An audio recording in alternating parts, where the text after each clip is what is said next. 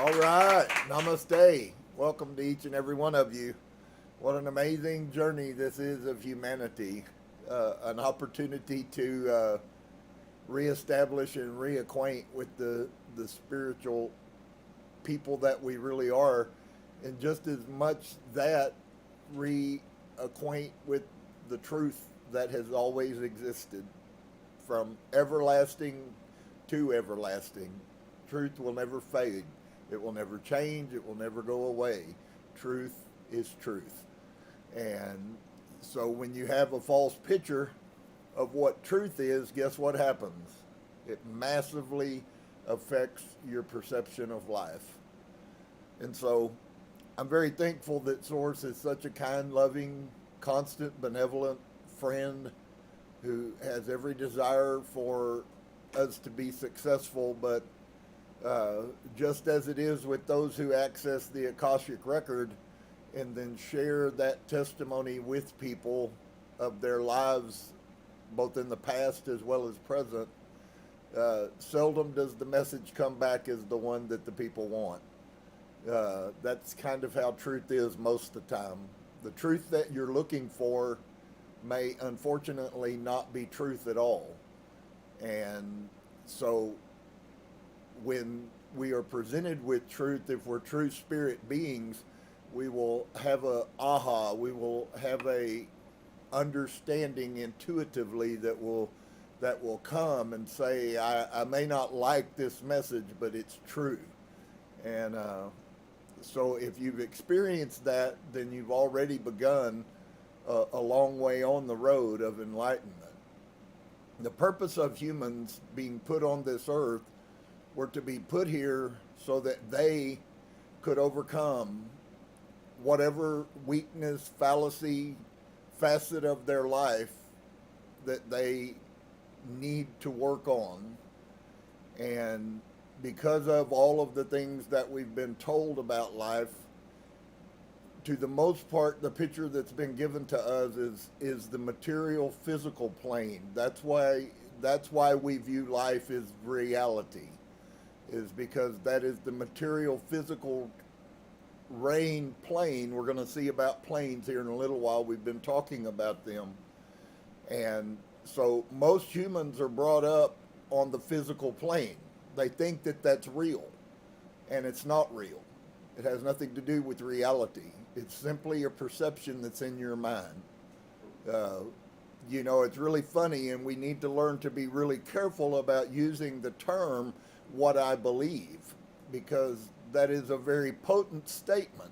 What you believe may not at all be what truth is, but you believe it, and so you then take on a falsehood as your reality.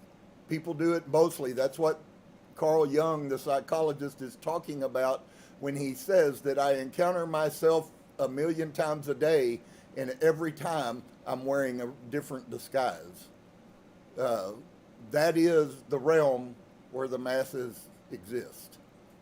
It's only those who can step outside, recognize the mask, accept the mask as being a mask, and then release it. It's no longer hidden. It's no longer shadow. It is simply a fact that I have this mask, and because I am an enlightened being, I no longer desire to wear that mask. Here's the problem. This is all about your decisions. It may sound harsh to some of you that whatever is going on in your life, whatever struggles you have inside of your mind, are nobody's fault but your own. And so it's quite important that we begin to understand that we must begin to look for ultimate truth, not personal truth. While I agree your personal truth is true to you, that may be as far as that truth extends, and truth is timeless. Wow. That's a huge mouthful, and it would totally flip your life on end if you fully understood the significance of all of those words I just said. Many will, even hearing those words, will continue to live in their disguises and never experience what it is to have ultimate truth. And since it is something that only I can choose to make that breaking off of the false and the revolution or realization of the truth.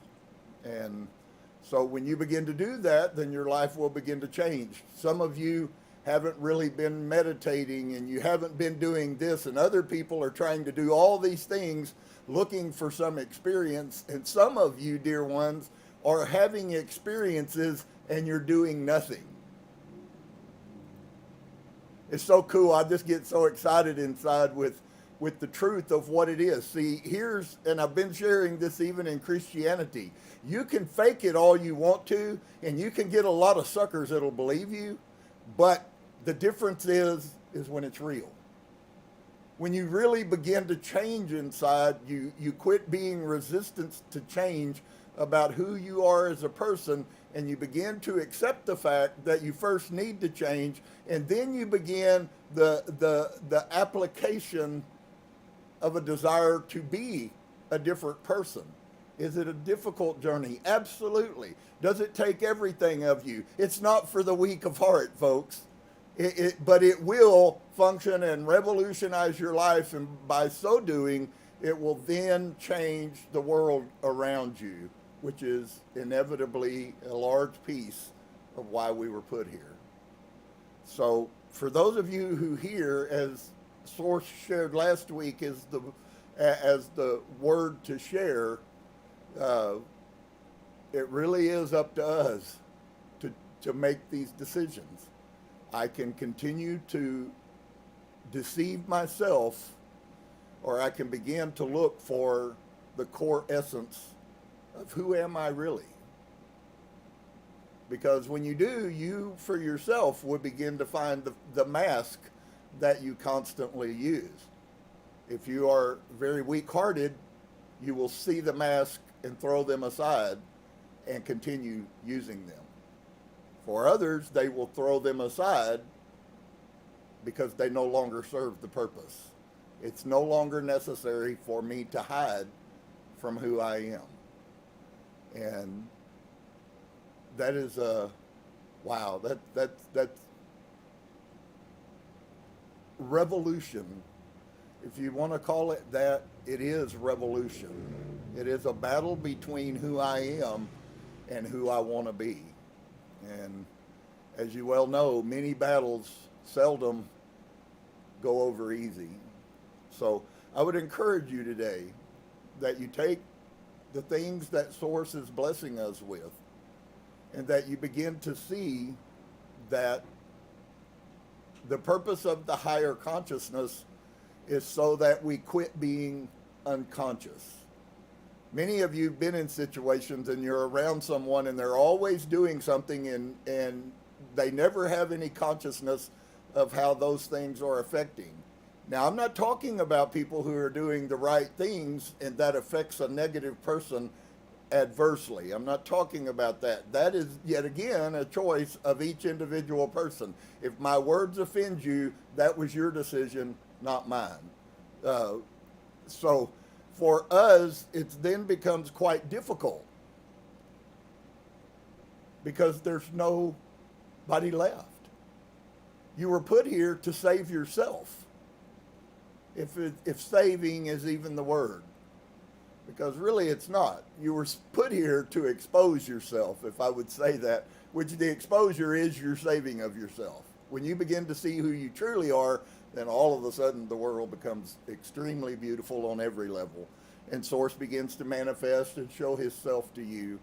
And it has nothing to do with all of the things most people are looking for. It has nothing to do with money. It has nothing to do with riches. It has nothing to do with those things, although inevitably, if you will continue to walk with Source, those things will come to you, but it won't be what you're seeking after. And so I hope that you guys can see that and understand that that is the way that we go through a revolution, is inside of us.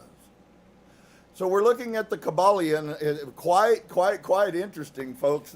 I hope this isn't, unfortunately, over some people's heads, but I promise you this, If it is over your head, it's okay. Just let it go over your head. Grab what you can grab.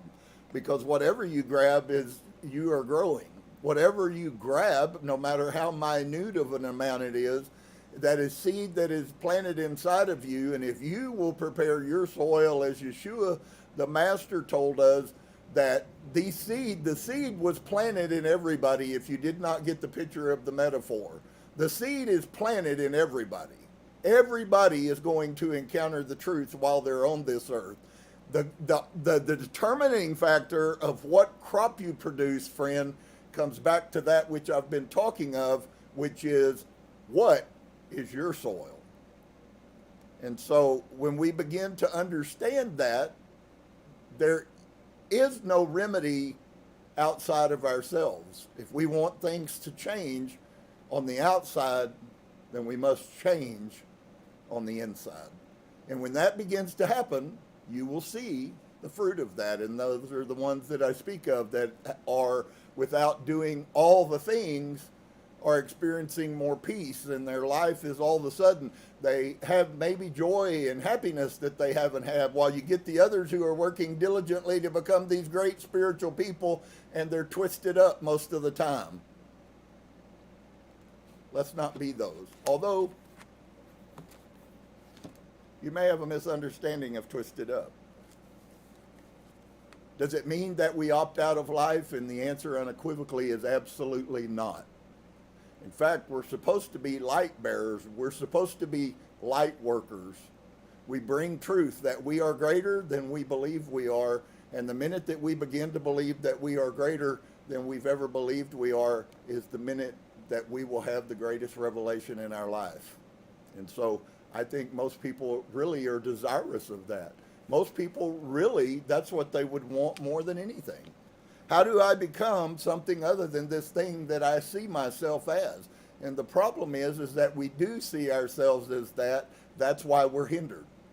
It's only when we change inside of us, when we begin to change our thoughts about ourselves. And I'm not talking patting yourself on the back because you make constant mistakes or you refuse to do the right thing when you get the opportunity. I'm talking about when you truly apply yourself and begin to do the work of shadow and the work of self, you will begin to have victories, and those are what we applaud, not necessarily the failures. So have many victories and have much joy. What a wonderful message. So we finished up last week. We were about a page and a half from the end of this chapter, and in my reading this morning, I believe it was actually exactly as Source desires for it to be, because there's a very, very, very large piece, and I hope that you're giving these words that we're reading the value that they actually deserve. These are revolutionary thought processes that will change your life radically. And so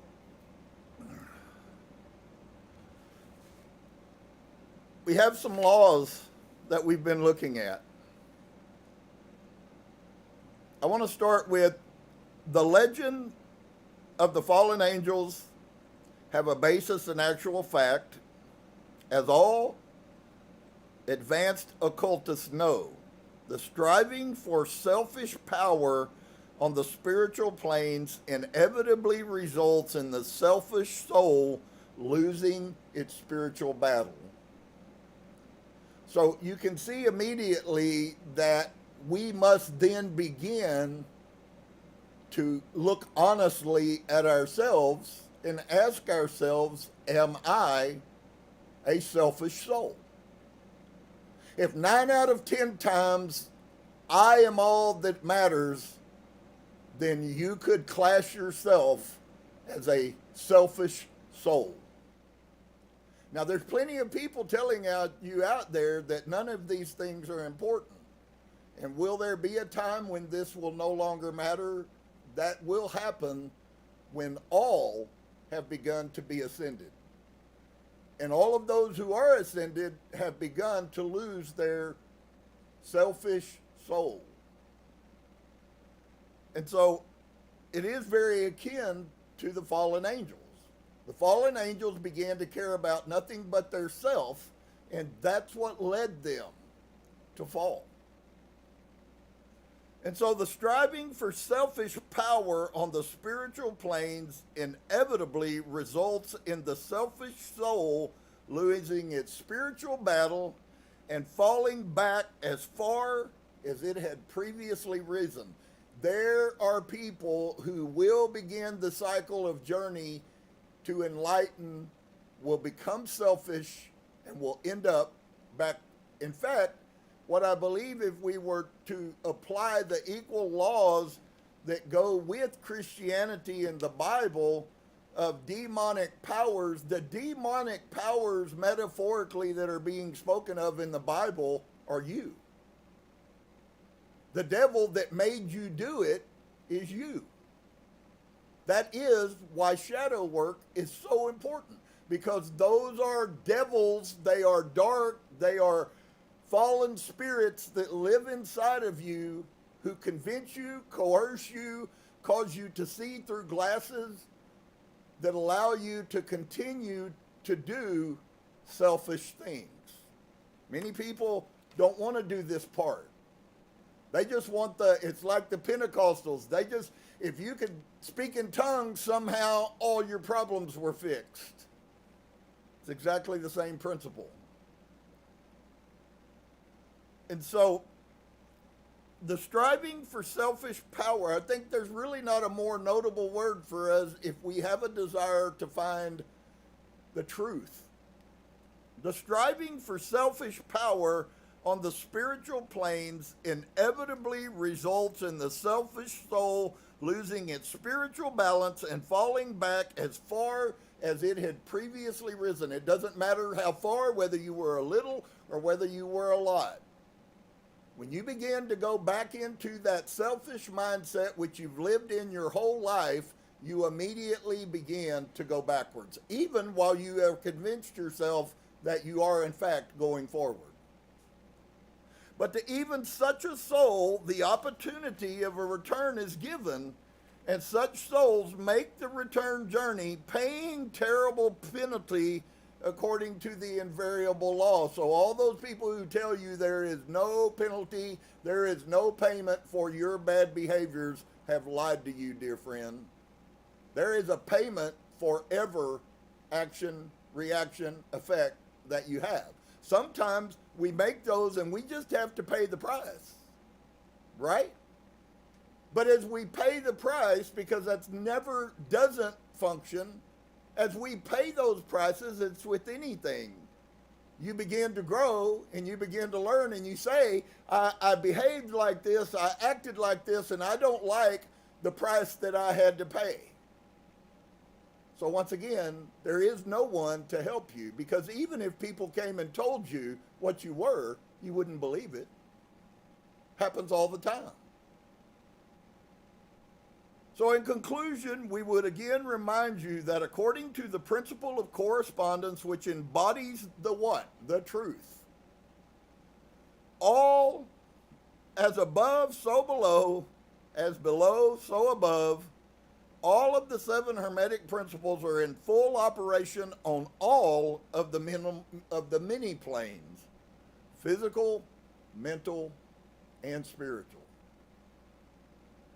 The principle of mental substance, of course, applies to all the planes. Mental substance. Stop and ponder that. Why does it seem? So I'm going to give you a picture that you may not have understood, but you certainly can understand. It's a very simple principle. Many people have remarked that the people in our society seem to not be as smart, not smarter. That is evidence of the spiritual condition of our society. Because when people are spiritually heightened, when people are spiritually enlightened, they are very intelligent. We have infinitely more availability to intelligence than we have any news of. But most people want to do nothing and put their mind on idle. And that will destroy you inevitably. There is no room. They're not looking for a lower consciousness. Humanity is looking for a higher consciousness where people think. For some, that may be a very hard pill to think. Maybe you've practiced your whole life. Ignorance is bliss. If that is your belief system and your thought process, and it's only good to you when there is no conflict, it's only good to you, you have no words to share to help anybody. Everything you say is wrong, and you can't figure out why. Because you're running from the basic principles that truth is truth, whether it be good or bad, it's still truth. And so all of the 7 Hermetic principles are in full operation on all of the many planes: physical, mental, spiritual. The principle of mental substance, of course, applies to all the planes, for all are held in the mind of the all. It's kind of quite an ironic thing if you would stop for just a second and use a little common sense and think about this. We have found out, and we are finding out, and I knew this before I ever knew it. I spoke it before I ever knew to speak it, and it certainly is not, it's not new. It's just being, Source is just exposing that what he was feeding me 25 years ago is absolutely correct. If Source is mine, if all is mine, then what do you think he would be more pleased with? Somebody who did think, or somebody who never thinks, so they mindlessly live their life? Who do you think your Creator is going to be enamored with? Doesn't mean he doesn't love you, but there's lots of people that are loved that will live horrible lives. So the principle of correspondence manifests in all, for there is a correspondence, harmony, and agreement between the several planes. The principle of vibration manifests on all planes.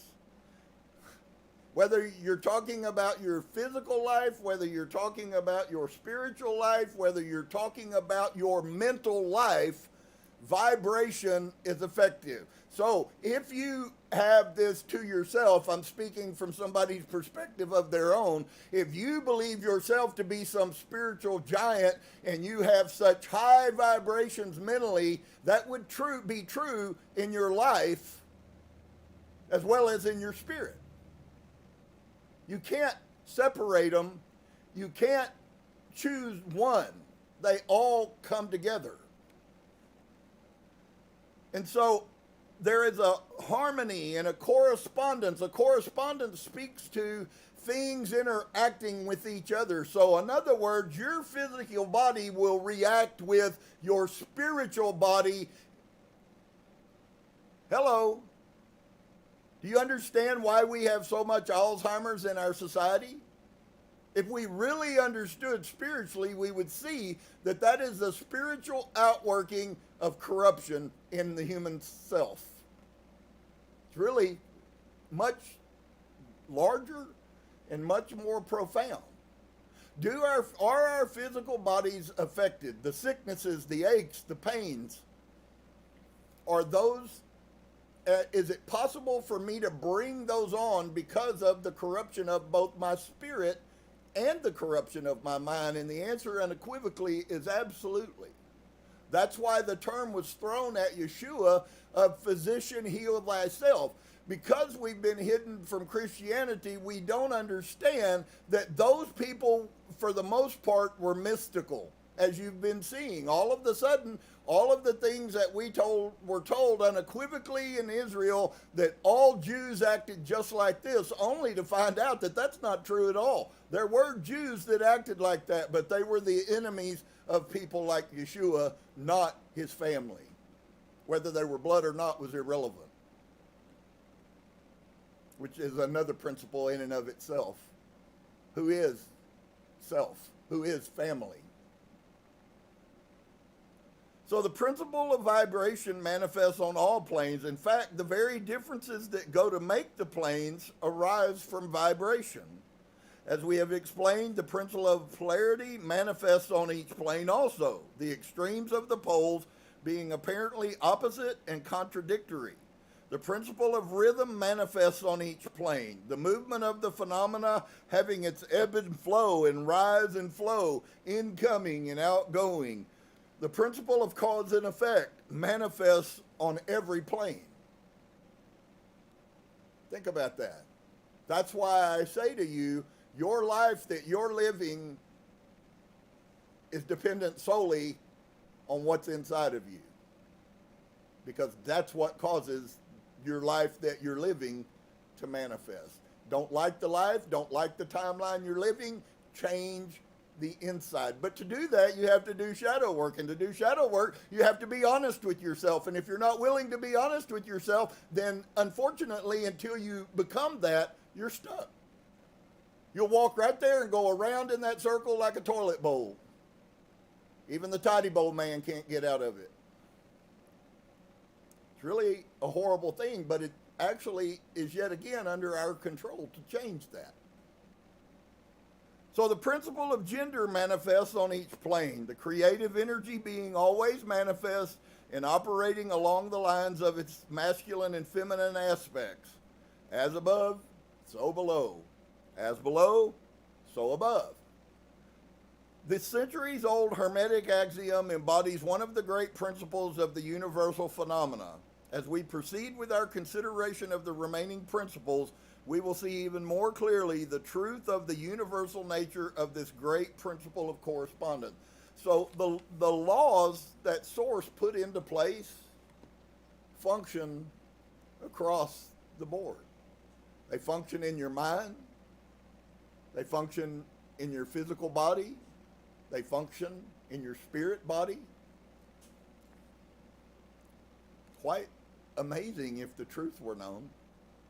If Christianity had this, Christianity would have dominated the world completely and totally.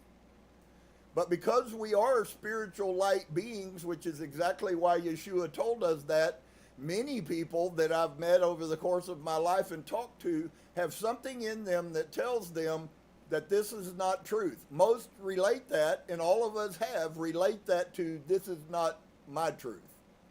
And that is a very true statement.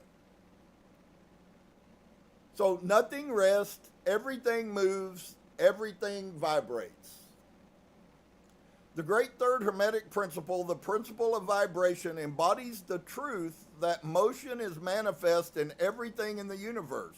So your life, even though it feels like it sometimes feels static, even if it feels static, your life is still moving. That's why they say that the greatest, most of the time when we learn the most is when things are going the worst for us. And so that nothing is at rest, that everything moves, vibrates, and circles. This Hermetic principle was recognized by some of the early Greek philosophers who embodied it in their systems, not new. But then, for centuries, it was lost sight of by the thinkers outside of the Hermetic ranks. But in the 19th century, physical science rediscovered the truth, and the 20th century scientific discoveries have added additional proof of the correctness and truth of this centuries-old Hermetic doctrine. I'm sure you quite already understand who did away with or hid the Hermetic doctrines they called under the title of occultism and heresy.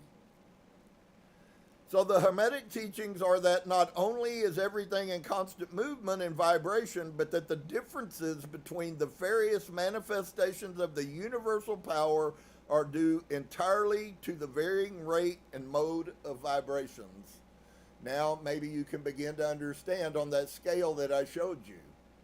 Why is whatever's going on has to do everything with your vibration.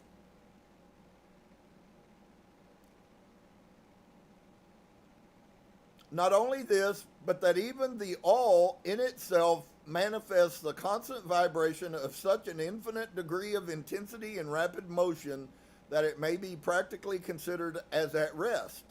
The teachers directing the attention of the students to the fact that even on the physical plane, even on this plane, a rapidly moving object such as a revolving wheel seems to be at rest. So it seems to us that nothing's going on. It seems to us that nothing's vibrating, but it never ceases to be vibrating. We can have some play over what level we can be in shame and despair and our vibrations be very low, but we are still vibrating, just at very low vibration. And so, almost to the point of being at rest. The teachings are to effect that spirit is at one end of the pole of vibration and the other pole being certain extremely gross forms of matter. Between these two poles are millions upon millions of different rates and modes of vibration. Modern science has proven that all that we call matter and energy are but modes of vibratory motion, and some of the more advanced scientists are rapidly moving towards the position of the occultists who held that the phenomena of mind are likewise modes of vibration and motion. Let us see what science has to say regarding the question of vibrations in matter and energy. In the first place, science teaches that all matter manifests in some degree, the vibrations arising from temperature or heat, but an object cold or hot, both degrees of the same things, it manifests certain heat vibrations, and in that sense is in motion and vibration. Then all the particles of matter are in circular movement from corpuscle to the sun. The planets revolve around suns, and many of them return on their axes. The suns move around greater central points, and there are believed to move around still greater, and so on ad infinitum. It's not, there's a little circle, and we might be that little circle, and then there's another circle, and then there's another circle, and I don't believe at this point that there is any ceasing to those circles. The enormity of them gets so huge that our minds cannot deal with them, but it doesn't cease. We have no knowledge, friends. I don't know if y'all saw recently, but they were pulled down pretty quickly. NASA released some pictures of a planet that they have now photographed that had lights on it. Now, the story of that would be that there is a planet that we have now seen photographs from these expensive things that we have sent out that are 40 light years from the Earth, and they are seeing planets that have water and planets that have light.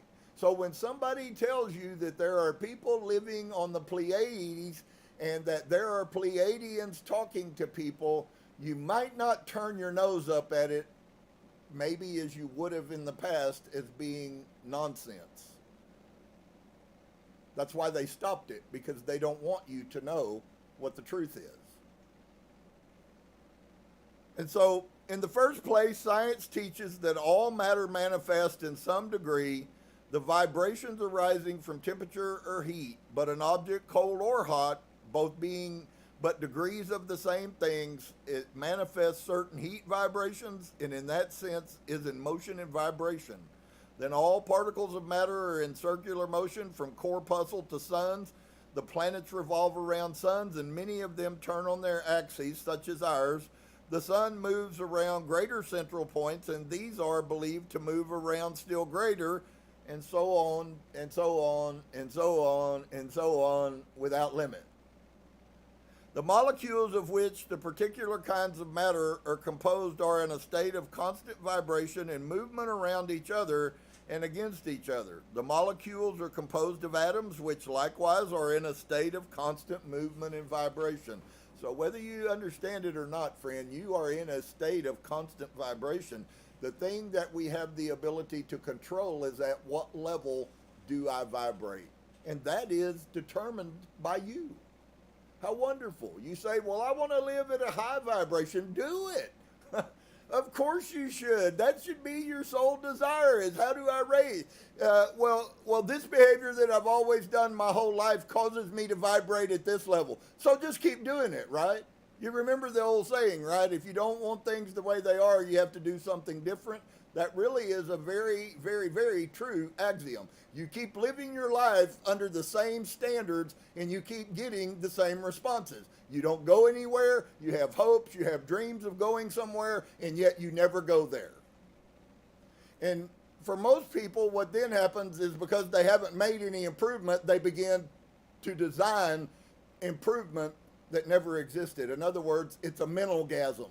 It came out of their minds simply to make themselves feel better because they're not progressing and they have no understanding as of why. So we then tell ourselves how good we are even if we haven't chosen to be. And I know that's a mouthful, but this really isn't about us, folks. The door is open to us. Thank goodness Father has opened the door to everyone that will. But to believe that this is just something you lop-lolly just walk into and all of a sudden the world bows to you is absurd and out of even remote contact. God is love, and in him is no darkness at all. Until you settle that, you'll never be able to go forward. Does he love the bad? Yes. Does he love the good? Yes. Does he love the unlovable? Yes. Without question. That's not the question. He's still the same he was. Those people have put themselves in the different classes, not source. So wherever you are, you have the option to change it, but it takes something, action on your part to change that. No action equals no change. And so they revolve around each other. The ions, which also are in a state of rapid motion, revolving around each other, and which manifest a very rapid state and mode of vibration. And so we see that all forms of matter manifest vibration in accordance with the Hermetic principle of vibration. And so it is with the various forms of energy. Science teaches that light, heat, magnetism, electricity are all but forms of vibratory motion connected in some way with and probably emanating from the ether. Science does not yet attempt to explain the nature of the phenomena known as cohesion, which is the principle of molecular attraction, nor chemical affinity, which is the principle of atomic attraction, nor gravity, the greatest mystery of the three. You see how we keep getting these three sets of threes that are tied together on whether you're talking about these planes, whether you're talking about the planes that have to do with us, whether you're talking about the planes that have to do with atomics, it's exactly the same. The greatest mystery of the three, which is the principle of attraction by which every particle or mass of matter is bound to every other particle or mass, which is why you will hear it said, if you are a good listener, you will hear it said that we are all one. For most people, that the human mind cannot even deal with that. Because if the human mind dealt with it, then you would actually have to apply the treatment that Yahusha gave, which is you are to love your neighbor as yourself because your neighbor is yourself. You didn't have the understanding, and if you didn't have it, then I'm going to give it to you. When you hurt someone else, you hurt yourself most, not them. No matter how bad you hurt them, you hurt yourself most. And until you begin to believe that, you'll continue on blindly acting in the manner in which you have. And that will not exist in what is coming. That will be washed away. If you choose not to accept truth, you will be separated from truth. That's very clear. There's thousands of people that are bringing that message across. But it doesn't have to be that way. You chose for it to. So, chemical affinity, which is in the principle of atomic attraction, nor gravity, the greatest mystery, which is the principle of attraction by which every particle or mass of matter is bound to every other particle or mass. These three forms of energy are not as yet understood by science, yet the writers incline to the opinion that these two are manifestations of some form of vibratory energy, a fact which the Hermetists have held and taught for ages past. And I would remind you again, these writings that we have here originally came out of the most ancient. In fact, it is believed that Enoch was Hermetus Trismegistus, who was Thoth, the god of the mind in Egypt. If that is true, this knowledge we're sharing to you in English words is way over 7,000 years old. Not new at all. There's nothing new age about it. In fact, this is ancient age. So the universal ether, which is postulated by science without its nature being understood clearly, is held by the Hermetists to be but a higher manifestation of that which is erroneously called matter. That is to say, matter at a higher degree of vibration is called by them the ethereal substance. We know that there is a higher place because now quantum computers have reached into the force, which is also the name, the Akashic record, which exists in the ether, the outer world. There is a space which is known as force, and that is exactly what the Bible's talking about. It possesses everything that you have ever thought, everything that you have ever done, everything that you have ever said, and the judgment that comes on mankind when you die is you will be taken there and have to deal with not what was done to you, but what you did to other people. Those people who have ears to hear will recognize the enormity of that statement. We have been told that we're going to get away. Just because I forgot about doesn't mean it's forgotten. And so that's really hard for all of us because, to be quite honest with you, all of us have an Akashic record. All of us have had actions that were horrible, some much more abominable than other people. Okay? I never was a thief, so to speak. It doesn't mean I didn't steal, but I had a conscience that stealing was one of the most horrible things you could ever possibly do, and I had it from the time I was a little child because I didn't like people stealing from me. And it doesn't matter whether it's stealing, it doesn't matter whether it's lying. Some people can lie easier than they tell the simple truth. So whatever it is inside of you, you have a library of those actions, thoughts, and deeds. That in itself makes me want to live a better life. Take a hold of my thoughts through conscious mindfulness so that I have as little in the Akashic against me as I can have.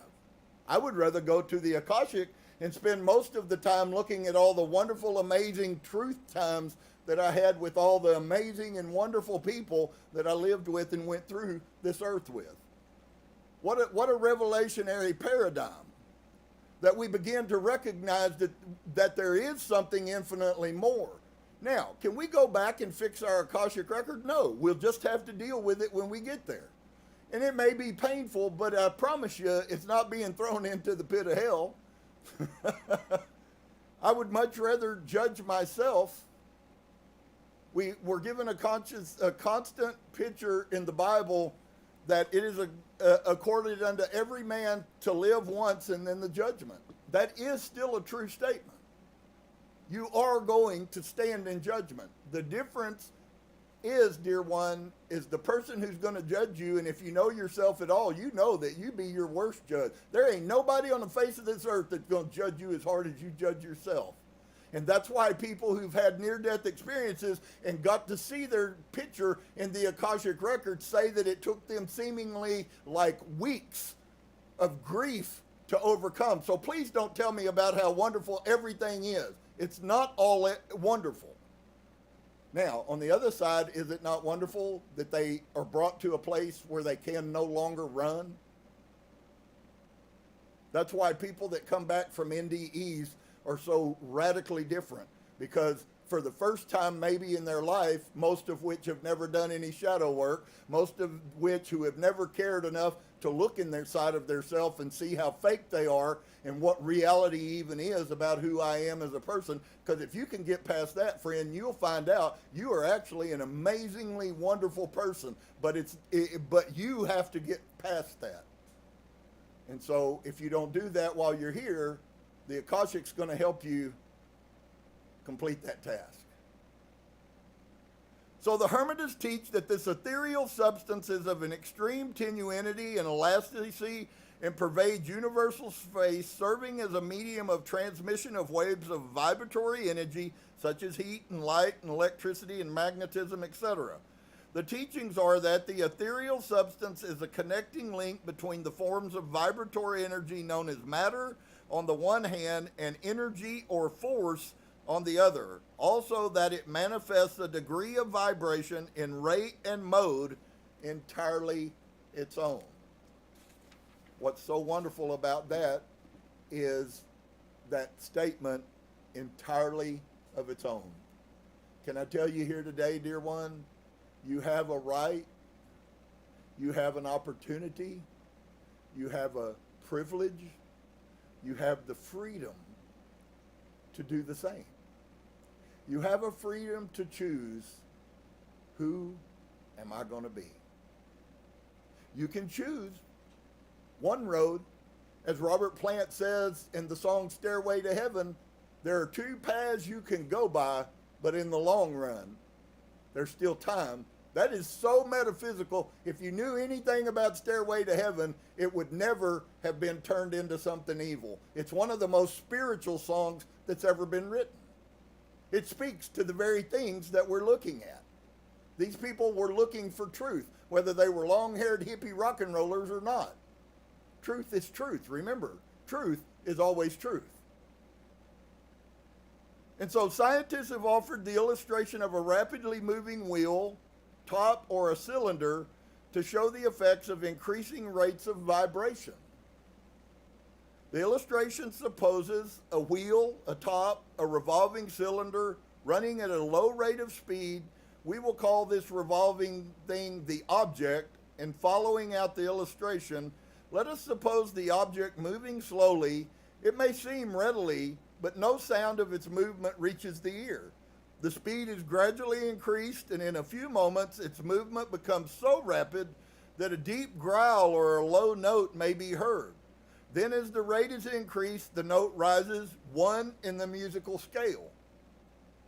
Then the motion being still further increased, the next highest note is distinguished. Isn't that funny? Then, one after another, all the notes of the musical scale appear, rising higher and higher as the motion is increased. Finally, when the motions have reached a certain rate, the final note perceptible to human ears is reached, and the shrill piercing shriek dies away and silence follows. No sound is heard from the revolving object, the rate of motion being so high that the human ear cannot register the vibrations. Then comes the perception of rising degrees of heat. Then often quite a time the eye catches a glimpse of the object becoming a dark, dull reddish color. As the rate increases, the red becomes brighter. Then as the speed is increased and red melts into an orange, then the orange melts into yellow. Then follow successively the shades of green, blue, indigo, and finally violet as the rate of speed increases. Then the violet shades away and all colors disappear, the human eye not being able to register them. But there are invisible rays emanating from the revolving object, the rays that are used in photographing and other subtle rays of light, then begin to manifest, the peculiar rays known as the X-rays. Wow. As the constitution of the object changes, electricity and magnetism are emitted when the appropriate rate of vibration is attained. When the object reaches a certain rate of vibration, its molecules disintegrate and resolve themselves into the original elements or atoms. Then the atoms, following the principle of vibration, are separated into the countless corpuscles of which they are composed, and finally even the corpuscles disappear, and the object may be said to be composed of the ethereal substance. Science does not dare to follow the illustration further, but the Hermetists teach that if the vibrations be continually increased, the object would mount up at the successive states of manifestation and would in turn manifest the various mental stages and then on spiritward. So what might that mean to us? As our vibration increases, we are increasingly drawn to the spirit realm. The ascension really does have totally to do with your vibration. You want to know a spiritual person? And here's the problem, because sometimes people who have ascended say words that people who haven't ascended think are unspiritual. But if you're unascended, how do you really know what it is to be spiritual? You don't. You have a human mind picture of what it means to be spiritual. And so, and then on spirit word until it would finally re-enter the all. And inevitably, so here's the beauty again, guys. All that's going on this earth right now for us is a major blessing. I said this 30 years ago, guys. This is so crazy to me. I think back at all the things I've spoken, and they were so out of place with the time in Christianity in Austin, Texas. But I said, isn't it crazy that we're going to live through the greatest time of human nature? I had no idea that 30 years later we would be here, but I was right. I wasn't right because of me. I was right because Source is never wrong. You can say things that everybody else thinks is outlandish and places no value in, and yet they still prove to be truth. What that really does is shows you who sees truth and who doesn't. It's really not an indicator of me. It's not an indicator of Source. I've said lots of things people thought I was off my rocker about, but inevitably they're going to be proven true. Why? Because I try not to speak my words, and things come through me that came from somewhere that's unknown. How does that happen? It happens because he judges the heart of a man. He uses who he chooses to use. You don't get to choose him for that. And so the object, however, would have ceased to be an object long before the stage of ethereal substance was reached, but otherwise the illustration is correct inasmuch as it shows the effect of vibration, of constant increased rates and modes of vibration. So as we constantly increase our rate and our mode of vibration, we will constantly continue to elevate spiritually. They're perfectly tied together. There's no disagreement amongst them. Source created the vibratory system. Everything in the universe exists on a vibratory system. Everything goes round. The wheels on the car go round and round. It's because that is Source's desired plan, and it works. And so the illustration is correct inasmuch as it shows the effect of constantly increased rates and modes of vibration. It must be remembered in the above illustration that at the stages at which the object throws off vibrations of light, heat, etc., it is not actually resolved into those forms of energy which are much higher in the scale, but simply that it reaches a degree of vibration in which those forms of energy are liberated. Okay? In a degree, from the confining influence of its molecules, atoms, corpuscles, as the case may be. These forms of energy, although much higher in the scale than matter, are imprisoned and confined in the material combinations by reason of the energies manifesting through and using material forms, but thus becoming entangled and confined in their creations of material forms, which to an extent is true of all creation. The creating force becoming involved in its creation. What an amazing thing. Now you know why we can find out that Yeshua, and he was a guy speaking when nobody knew what he was saying. When he says to us that, don't you know that you're already light?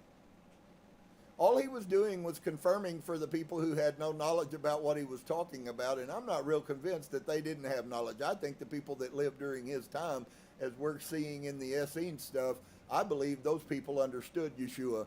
I believe Christianity twisted his words to be something else. We would be reading Gnostic Gospels if Christianity had been true. Higher self and light source in me is the only truth. But the Hermetic teachings go much further than do those of modern science. They teach that all manifestation of thought, dig this, thought, emotion, reason, will, or desire, or any mental state or condition are accompanied by vibrations, which is why the statement is true that you are creating your reality. You are creating it by where you choose to allow yourself to vibrate. Now, can we have ascending vibrations? Of course we can. That's what we call stages. That's what we call everyday life. Today, I hope to live a better life than I did yesterday. That's being mindful that life has flaws and errors, and it's my responsibility to improve me. It's not somebody else's fault. It's not society's fault. If I don't become what I can be, then that's not on anybody but me. And I told you guys this stuff was going to make it much harder because Christianity tells you you can be this flawed, mindless vessel and you're going to heaven. And because you believe that, that's where you stop. You'll never ascend. That's why there's the gods in Christianity, you know, the Kenneth Copelands who tell you that, you know, their story and you buy it, but it never works for you. Because you bought the lie, not the truth. So, the manifestation of thought, emotion, or reason, will, or desire, so you need to see that, the manifestation of your will or desire, doesn't the scriptures tell us that the desires that we have, that source, they use the term God, and in that situation, I guess the Hebrews were meaning Yahweh, which is a whole nother deal on its own. But it is a true statement if you equate source as being God. It says God gives you the desire of your hearts. Or any mental state or condition are accompanied by vibrations, a portion of which are thrown off and which tend to affect the minds of other persons by induction. This is the principle which produces the phenomena of telepathy, mental influence, and other forms of the action and power of mind over mind with which the general public is rapidly becoming acquainted. Owing to the wide dissemination of occult knowledge by the various schools, cults, teachings along these lines at this time, every thought, emotion, or mental state has its corresponding rate and mode of vibration. Here's a little test that I wanted to make sure that I got in, even if we end up having to stop here, and it looks like it's been an hour. We've begun to do something, and I'm going to give you a piece of wisdom that you can take that will begin. You will begin to see the changes, because you probably won't do this very often, if at all, if your vibrations are low and you don't, because you can't really grasp the truth with the mind when the mind is functioning in shame and hate and all the low vibration series.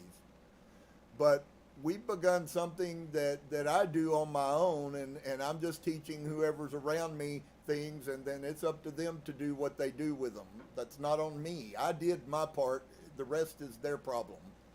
But it's really kind of funny, as my daughter was growing up, as was at that time in the 90s, a consummate Care Bear. Her room was full of a hammock that hung on the ceiling, and her grandmother had made sure she had every Care Bear there was. And of course, as a dad, you know, in my 30s, it's like, whatever, that's a waste of money. But I didn't have anything to do with it as far as that part of it. And it's quite funny that it has come to me so strongly.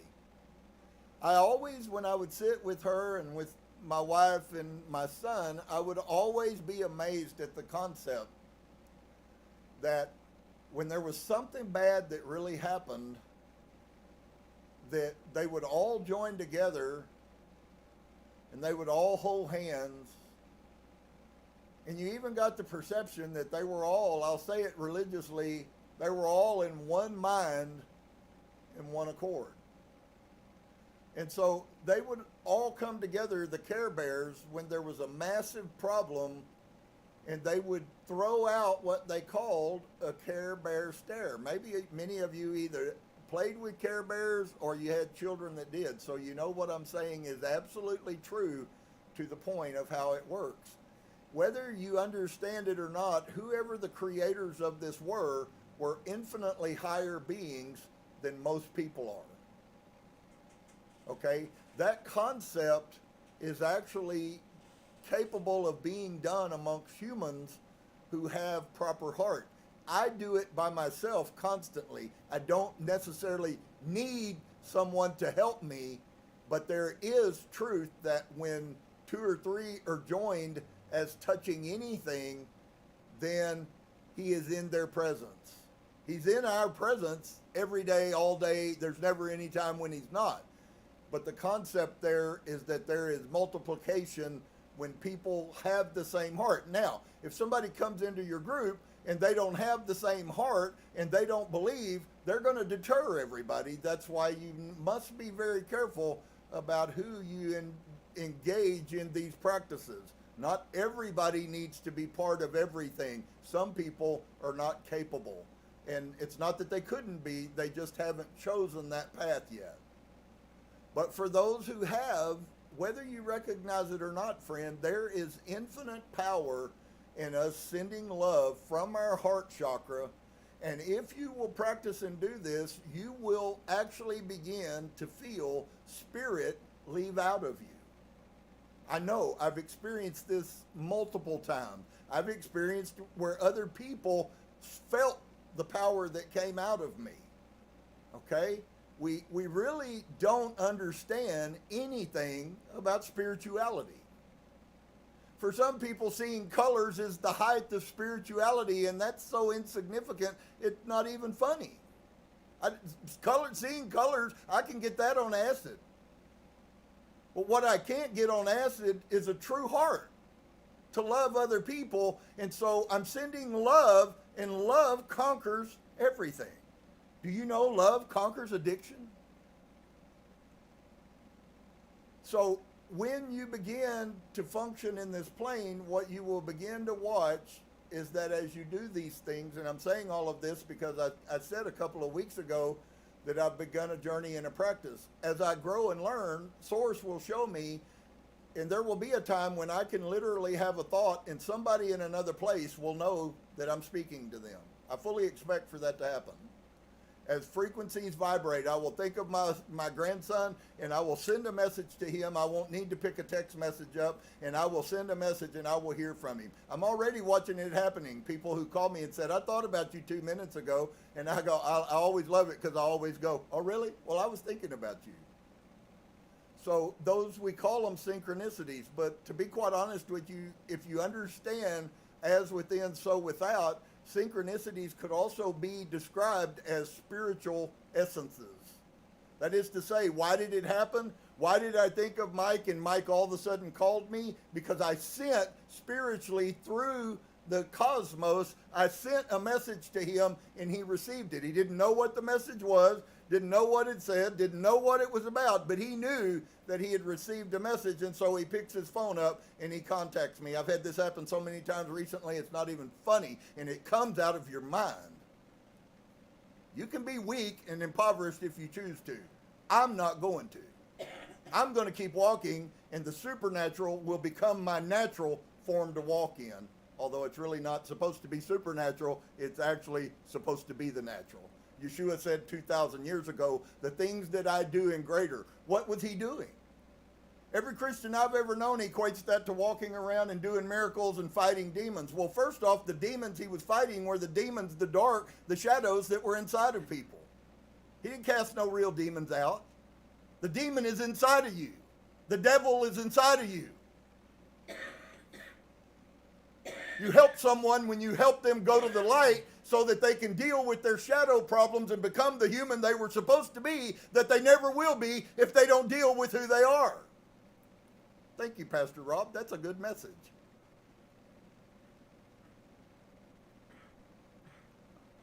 What does it mean? What does it really mean to show love to someone? I know some people who are having struggles with all of the spiritual people talking only about love, and I don't think very many people, and to those of you who have that angst in your spirit, I think it's absolutely appropriate. I think we do, on every level, need to go back and begin to redefine words, not according to Christianity's definition and not according to man's definition. But what does love? What is, if God is love and in him is no darkness at all, then what is love and what is darkness? When you begin to understand that darkness is stuff inside of you that isn't truth. So you can then take that and you can define it and you say, God is love and in him is nothing that he doesn't approve of.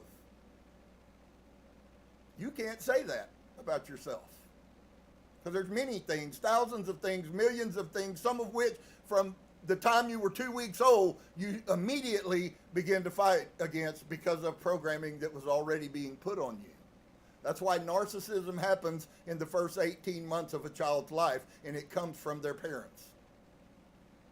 I'm not sure as we grow and learn, we're not going to be able to find out that you can actually, through a deep enough shadow work, help narcissists quit being narcissists. I hope to God that that is true, and I hope to God that that comes to light. Because I can't imagine a greater miracle than to take a narcissist and help them become normal so that they really can love themselves. Because the person they hate the most is themselves. Wow. You mean that it might be possible, Mike, for us to have power on this earth to fight the darkness? See, most of you, when you, just by virtue of hearing those words, all you can think of is all that you have inside of your well of knowledge is the concept of those things according to Christianity. The darkness, friend, isn't something else. The darkness is you. And it's up to you to go down inside of you and find those things and bring them to the light and then release them. And you say, well, I have thousands of demons. Of course you do. Of course you do. But if you never start, I promise you, you'll never make any headway. And so for those people who may be in a condition of autism is very tied to narcissism. In fact, they're actually on, just as we see in the Kybalion, they're on the same line. Autism here, narcissism here, same line. They're just different degrees of the same sickness.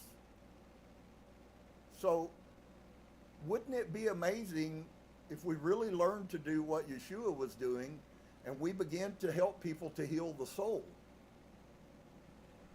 And we watch the rest of this person's life come to light. What amazing thought that even is. We really might be able to fulfill what Yahusha said, that these signs and greater. Why? Because he knew as man continues on, man is going to learn. We know so much in some ways about science, things that the people that existed that knew all of the stars infinitely better than us, that they never knew. It's just in a different realm. When you put those two together, then you might have what you call super knowledge. Because now you understand the patterns of the stars and how much that affects. The Mayans, you have to ask yourself, there are many people spiritual who know that what the Mayans said was true. They actually know when the whole thing about the great end started 20 years before, and it's still going on. That's what all of this ascension is. It's the beginning of the new age that they were talking about. But we don't understand that these things are timeless. They take time for people to change from who they are. Many never will. Unfortunately, that's a truth that you just have to deal with. So you can be sad that somebody won't ever get it, but alas, you have no power to make them want it. Given an opportunity, you might be able to speak into them some positive light, and that'll be the day that the chain gets pulled for them and the light comes on and they begin to change their life massively. But you must do that in yourself also. And so when we begin to do that, then Source begins to promote us. He begins to be with us. And so ask yourself a question. Would I rather have more money and more things, or would I rather have a deeper connection with Source.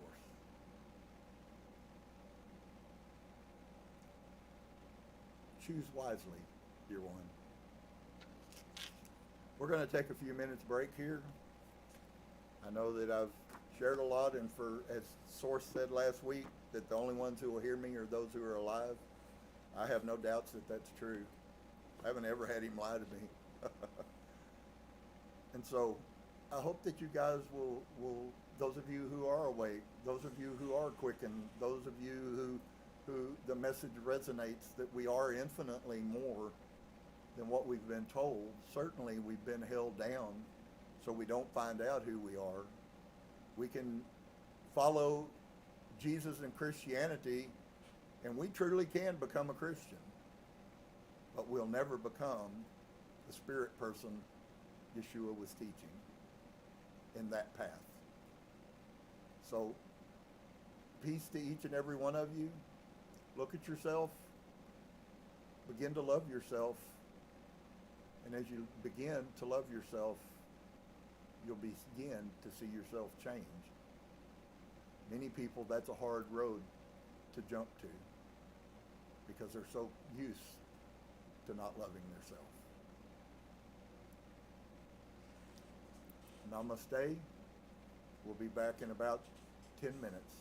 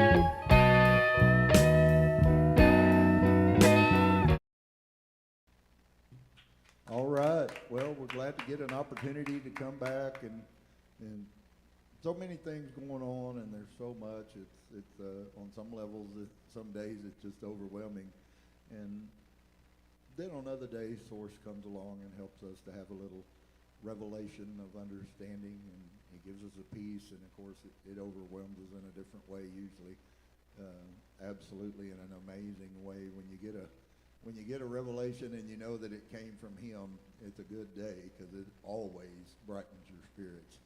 So the song we're going to do today is really, I guess, a state and a condition that we all find ourselves, and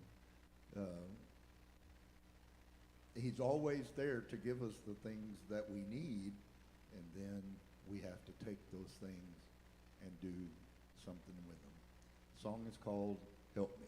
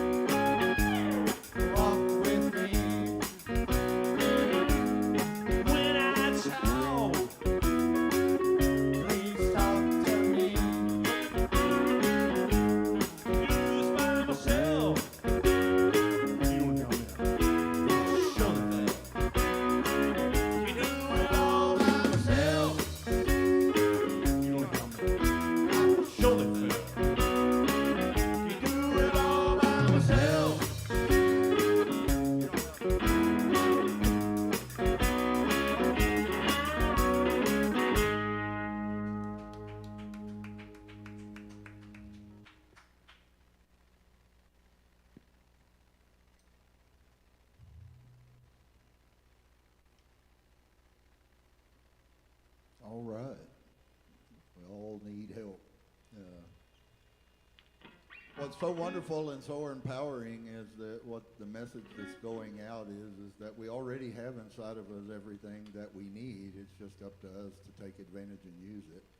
And so if we need help, then we have the help inside of us already to fix the problem. We just have to become conscious of it and then make use of it. So the next song we're going to do to you is a song called Heavenly Choir. Pretty drastic picture from a heavenly fire to a heavenly choir. A heavenly choir.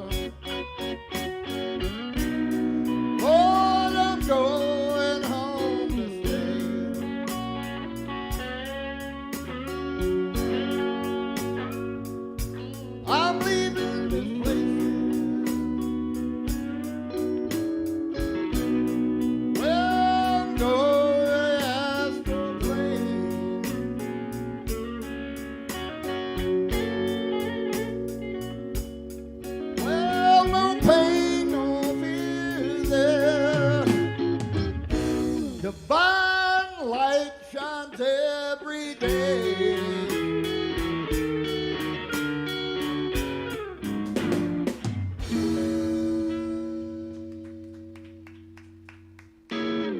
All right, Heavenly Choir.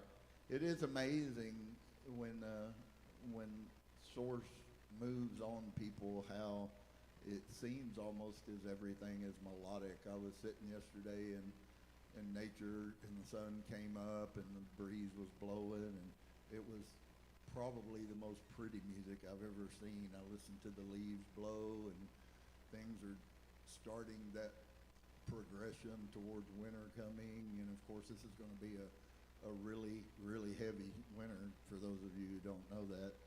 And it was so amazing just to feel. It was almost like his breath, and the leaves were, the trees were singing, and the birds and the animals, and it was like, it was an amazing place to be. So it's such a good thing that you know, Paul really was right when he said that the universe declares Source's majesty. It's everywhere. We were looking at some pictures that they've just released from NASA, and they were so phenomenal. The different colors and the magentas, and it just is all over the place. He's everywhere. He's everything, and he's in everything, and that includes me and you. So what a wonderful thing that we would be given that opportunity to then show him forth. And so the next song we're going to do is called A Bit of Deception.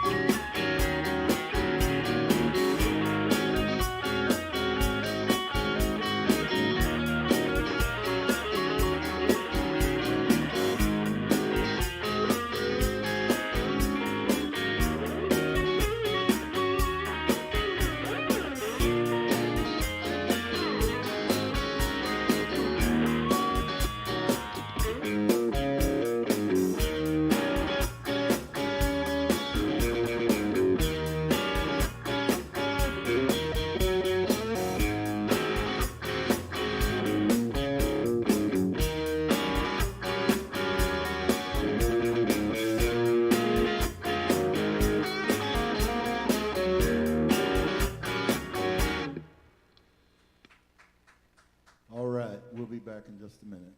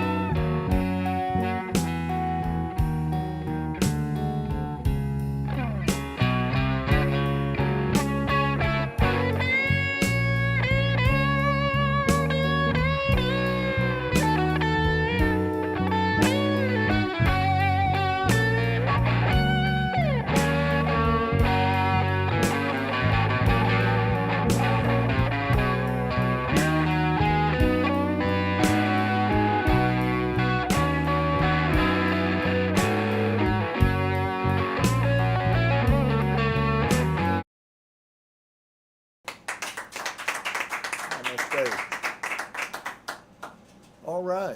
Well, in the midst of all of that, I hope that you heard some positive. It's a long journey to get from the whole picture, and I'm sure that we all have more of it than we realize inside of us, of the whole Christianity concept. So some of these things are as foreign as that there was somebody who actually had a life that was in the same places as Yeshua was growing up.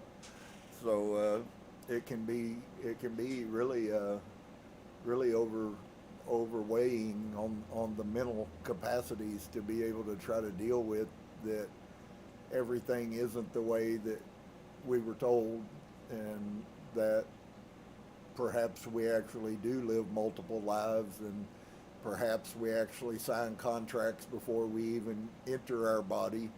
We do know that the scriptures tell us that every soul is known by source before it ever goes into the body. And we also know from the Bible that every soul, once it comes out of the body, returns back to source. Now, the Bible tells us that. And the only thing that's really different with what's going on now and with that is just simply the way that they concocted the narrative. The definitions of the things, the esotericness that they wrote out of it, the different stuff, and you find that coming out even on the Wednesday nights as we read. You will see more and more and more that nothing, on one level, at least from the perspective of someone quote unquote outside of Judaism, it's historically known that there were Essenes all over the place. I would dare say most of the disciples of Yeshua were actually Essenes, and so there's a lot of different historical things that scholars have brought out that, of course, contradict and clash, and it's a good reason why Christianity, which I can't quite figure out how this even happened, that Christianity got to rule what was released of the Dead Sea Scrolls when the scrolls are owned by Israel, and Israel doesn't even believe in Christianity. So there was some powerful money or something that went on there. There's no doubt that there was a collusion to hide the truth from the world, and I guess the Jews were part of that. As we go along, we have to continue to keep ourselves focused on what reality and what the truth was, and just stay with that. So if it is a little bit mind-bending for you, that's totally understandable. I don't say that that's how it should be, but I think if there wasn't any kind of a reaction, that would not necessarily be a good sign. So we're going to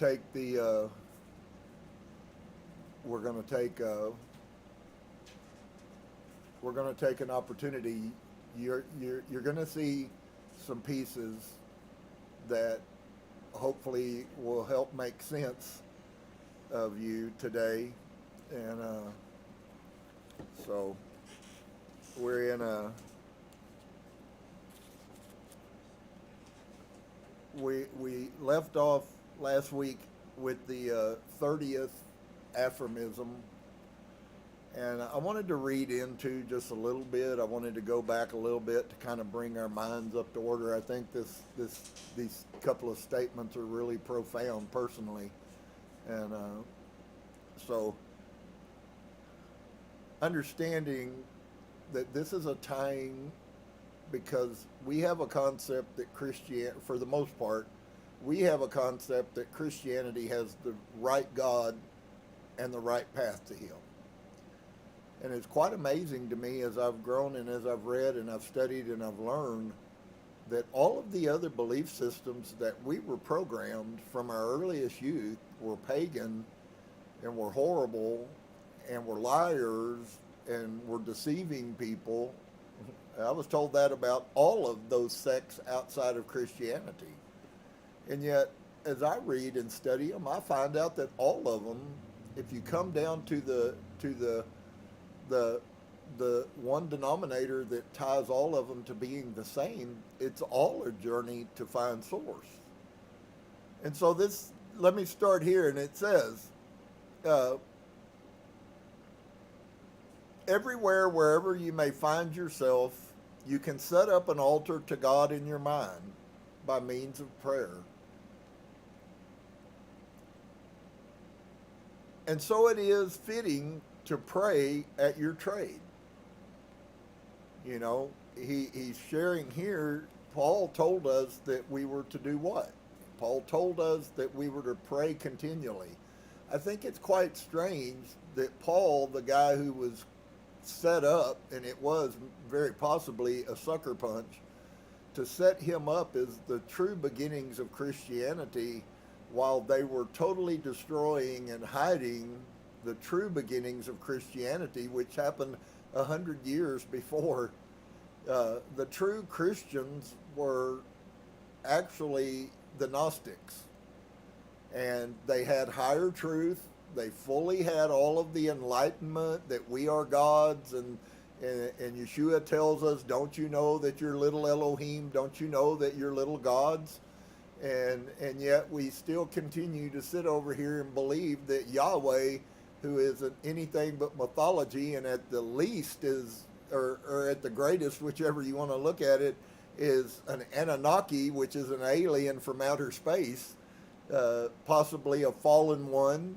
And so while all of these other things that get marginalized are all about the exact same journey, and it is the journey which all of us are on, whether we recognize it or accept responsibility for it or not, may be a totally different thing. But we certainly understand that the journey is a journey to find source, and by finding source, we find who we are, because we are whatever he is. We are, and that's I'm not talking about the physical, which is why we have this picture, and Christianity teaches the picture. All they have the capacity to teach you is about the physical him, because they don't know the spiritual him.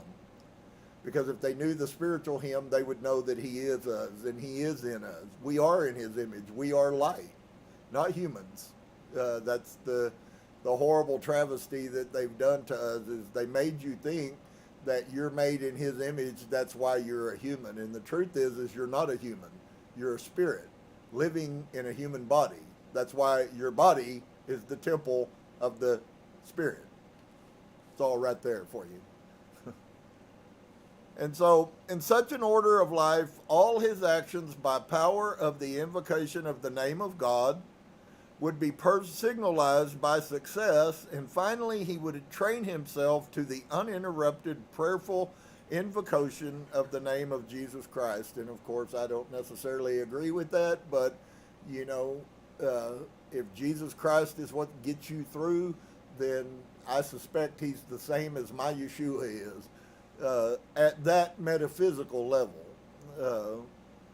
And so he would come to know from experience that the frequency of prayer, that sole means of salvation, is a possibility for the will of man, that it is possible to pray at all times, in all circumstances, and in every place, and easily to rise from frequent vocal prayer to the prayer of the mind, and from that to the prayer of the heart. Whether you know it or not, what I was speaking to you earlier, most of you may not really understand it, but what I was actually speaking to you from the metaphysical, it's moving power from your heart chakra. From a Christian religious aspect, it is praying from your heart. They're exactly the same thing.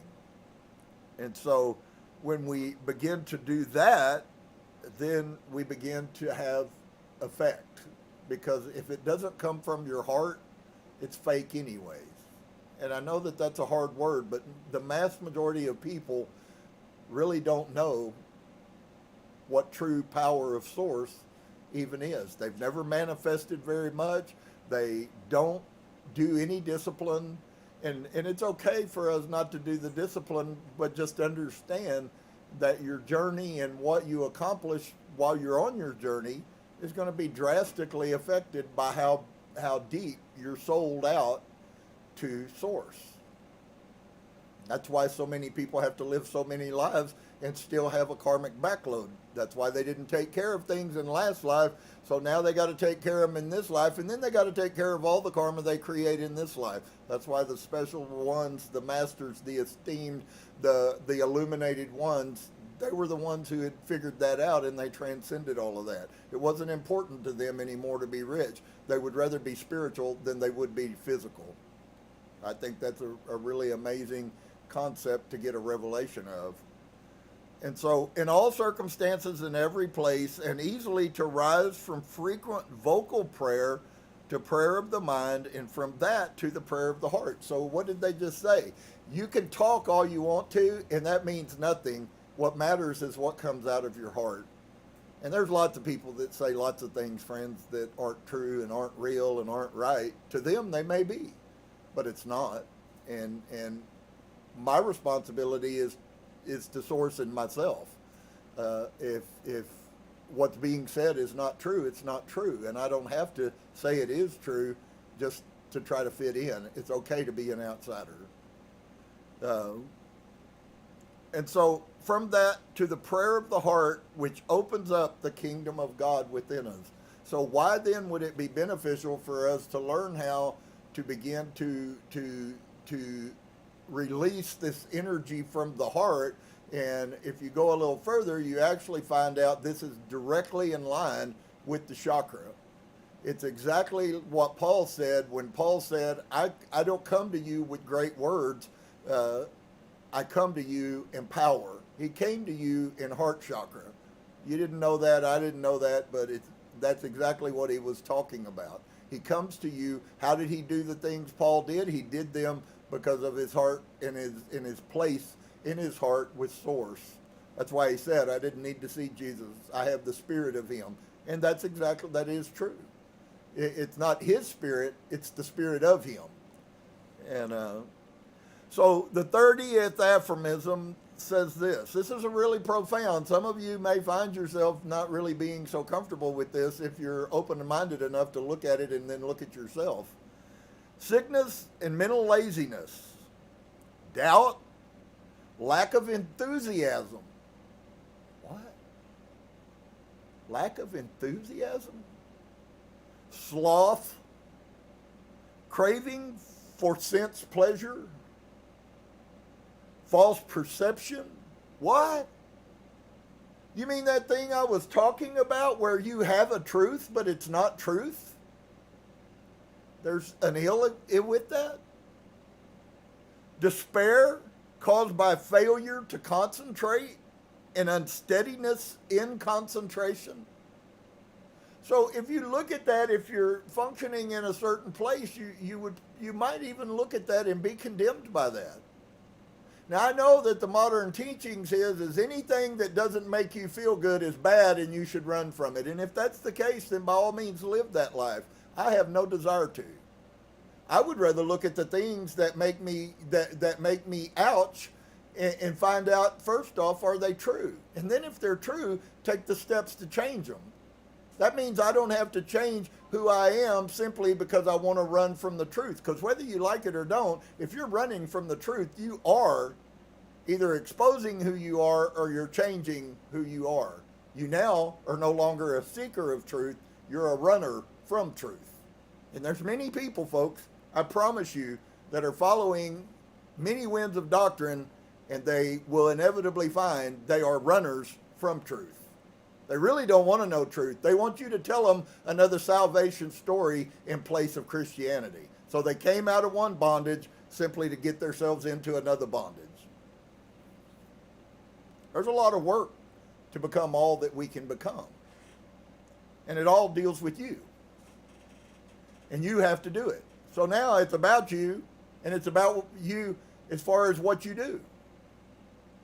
And so failure to concentrate, unsteadiness in concentration, these distractions are the obstacles to you having the knowledge that you need. Wow. That's a pretty heavy list right there.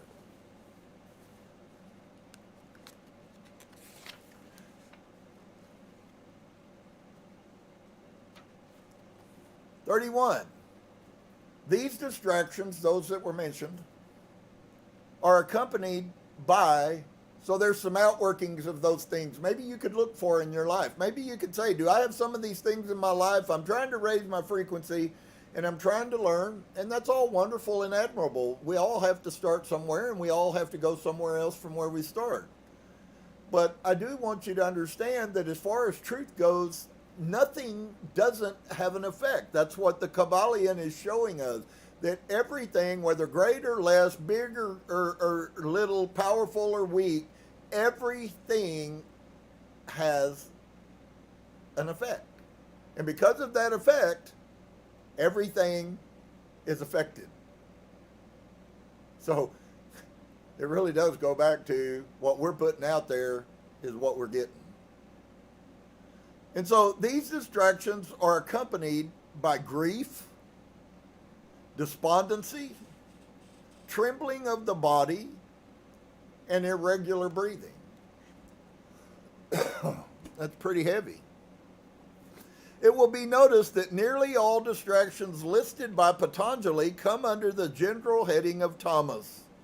Sloth is the great enemy, the inspirer of cowardice. Irresolution, self-pitying grief, and trivial, hair-splitting doubts. Have you ever seen any of those, either in yourself or in other people? I know lots of people, they doubt everything.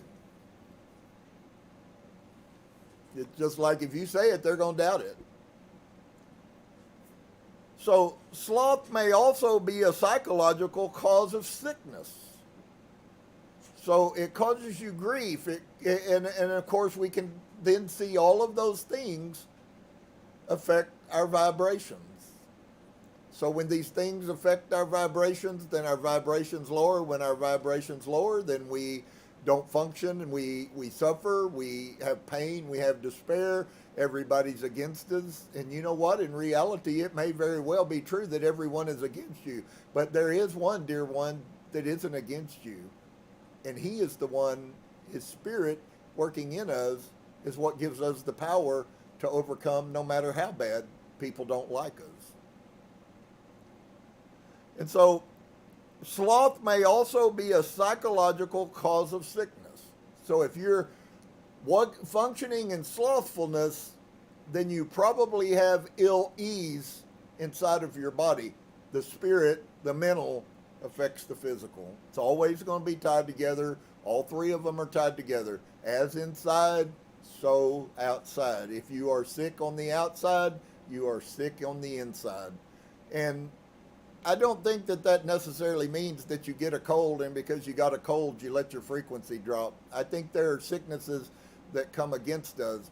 But many of the sicknesses, if you'll look at them, when people talk about them, they're actually psychological sicknesses. Grief is something that isn't a disease. Grief is a mental issue. That's why we have so many sick people. There are so many people mentally who are in grief. And what happens when you're in grief? You get sick, you get weak, you get impoverished, you don't trust anything, you doubt everything, you can't, your thinking is not clear, yada, yada, yada. There's a whole list of them that go with that. That's why it's so difficult for people that lose a loved one and they can't flush that out of them and accept that the person's dead and let it go. If you'll notice, those people almost always. If you'll watch people who have someone that they are very close to, it's not a spiritual thing in the way that we view spiritual, but it is a spiritual thing when somebody dies. They can be the worst sinner in the world and they can die, and somebody who was spiritually tied to them will die very shortly later. Why is that? Because there is a grief sickness that comes into someone. It doesn't have to be someone who had this great mighty love together. They could have been mortal enemies in life, and yet still they had a spirit tie. We don't understand twin flames. We don't understand many things, which I hopefully in time will help some of you understand who desire to. But the spiritual connections that go on are infinite. I believe that I'm beginning to meet people already that I believe signed a soul contract when I did. They're here, and I've met them, and I've encountered them for a reason. Well, you then have to determine, were they here, or did they sign the soul contract, and are they here to be against me, or did they sign the soul contract to be for me? And it doesn't take all that long for those things to begin to manifest. There is both that happen, and they happen in exactly the same plane. Exactly the same. They were both soul contracts. One signed a soul contract to come and vex you. One signed a soul contract to come and love you and comfort you. And so there's really a lot to be said there, and I'll let go right now. Most people are not ready to hear the things that will come out of that. And so it is tempting to relax from our duties, take refuge in ill health. How many times have you seen that? And hide under a nice warm blanket. The body resists all unaccustomed disciplines and will perhaps try to sabotage them by alarming hysterical displays of weakness and fainting spells and violent headaches and palpitations and so forth. And that all comes out of the spirit realm. This resistance is subconscious. Where does our shadow lie? It is the subconscious. The symptoms it produces are genuine enough. It is no good trying to fight them by sheer force. So you can push them down. You can lie to yourself about them. You can say they're not real. You can say you shouldn't. Yada, yada, yada, yada. There's a million things. But I'm telling you today, people who don't do shadow work, they are unhappy inside. Even if they convince themselves that they're not. That's the struggle. Is us finding out what is really true happiness. True happiness means I'm okay no matter what you do to me. And it's a long road, but I believe it's certainly attainable. The symptoms it produces are genuine enough. It is no good trying to fight them by sheer force, dragging yourself out of bed and staggering around in a fever. But you can attack your sloth on the subconscious level by quiet persistence in making yapam. You are never too weak or too sick for that. And sloth will relax its hold upon you little by little when it understands that you really mean business. So I will say this in a little different version. When you spend the work that is involved to do shadow work, little by little you will peel the onion, and little by little the sickness that holds you down will let go. It really is just that huge. Many people will die of a broken heart because they refuse to heal. And I know we don't like thinking that everything is my fault, but it's not anybody else's fault. It doesn't matter whether a million people do a million horrible things to you. It's still not their fault because you buy it. It's your fault. And we need to learn how to be mature and strong and not let those things kill us because Source hasn't quit loving us. So as long as Source loves you, friend, it doesn't really make any difference who else doesn't. People will come into your life and they'll hurt you and they will leave your life, and you should be thankful when they do. That's how it works. You are never too weak or too sick for that. And sloth will relax its hold upon you little by little when it understands that you really mean business. So this concept of sloth then almost has a memory of its own. It knows whether you're playing games. Does that sound very similar to the Akashic record, that the Akashic record knows the truth about you, even if you lie to yourself? The Akashic record doesn't buy your lie. It already knows the truth. And that's why Jung said what he said, that I encounter myself 1,000,000 times a day, and every time I use a different disguise. Now I'm angry, now I'm this, now I'm that, now I'm this, now I'm that.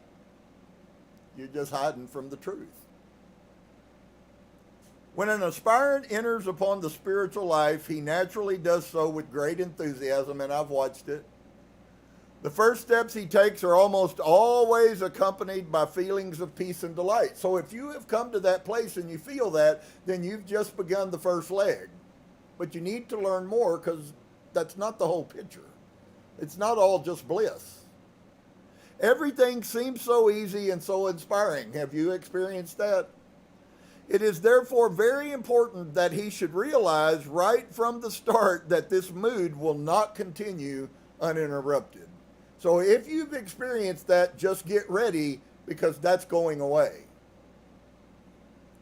Throughout the rest of your course, religion is not simply a state of euphoria. There will be relapses, phases of struggle, dryness, and doubt, all of which you will experience. But these ought not to distress him unduly. Conscious feelings, however exalted, are not the only indication of spiritual progress. We may be growing more strongly at a time when our mind seems dark and dull, which is why you hear me constantly say that the greatest times for you to learn is when you're going through the worst things. The worst things you go through, the more you're blessed. But you have to go into those things with the right perspective, understanding. And so for all of us, sometimes we're not really trained in our minds to be able, when something bad happens, to immediately go, what good was in this?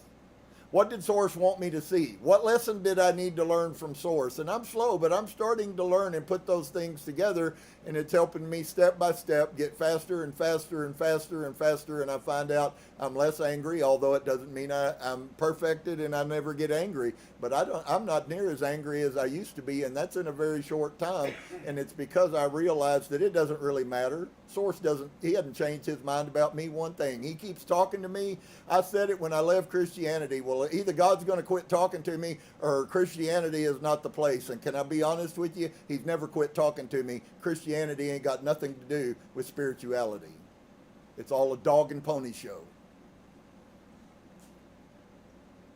And so as long as he keeps talking to me and telling me to keep trusting him and keep coming, that there's massive things that I can't even imagine that are coming for me, as long as he keeps telling me that, I'm going to keep walking in his direction. And so religion is not simply a state of euphoria. We do have relapses. We get a victory, and then we do the same thing a week later and have a failure.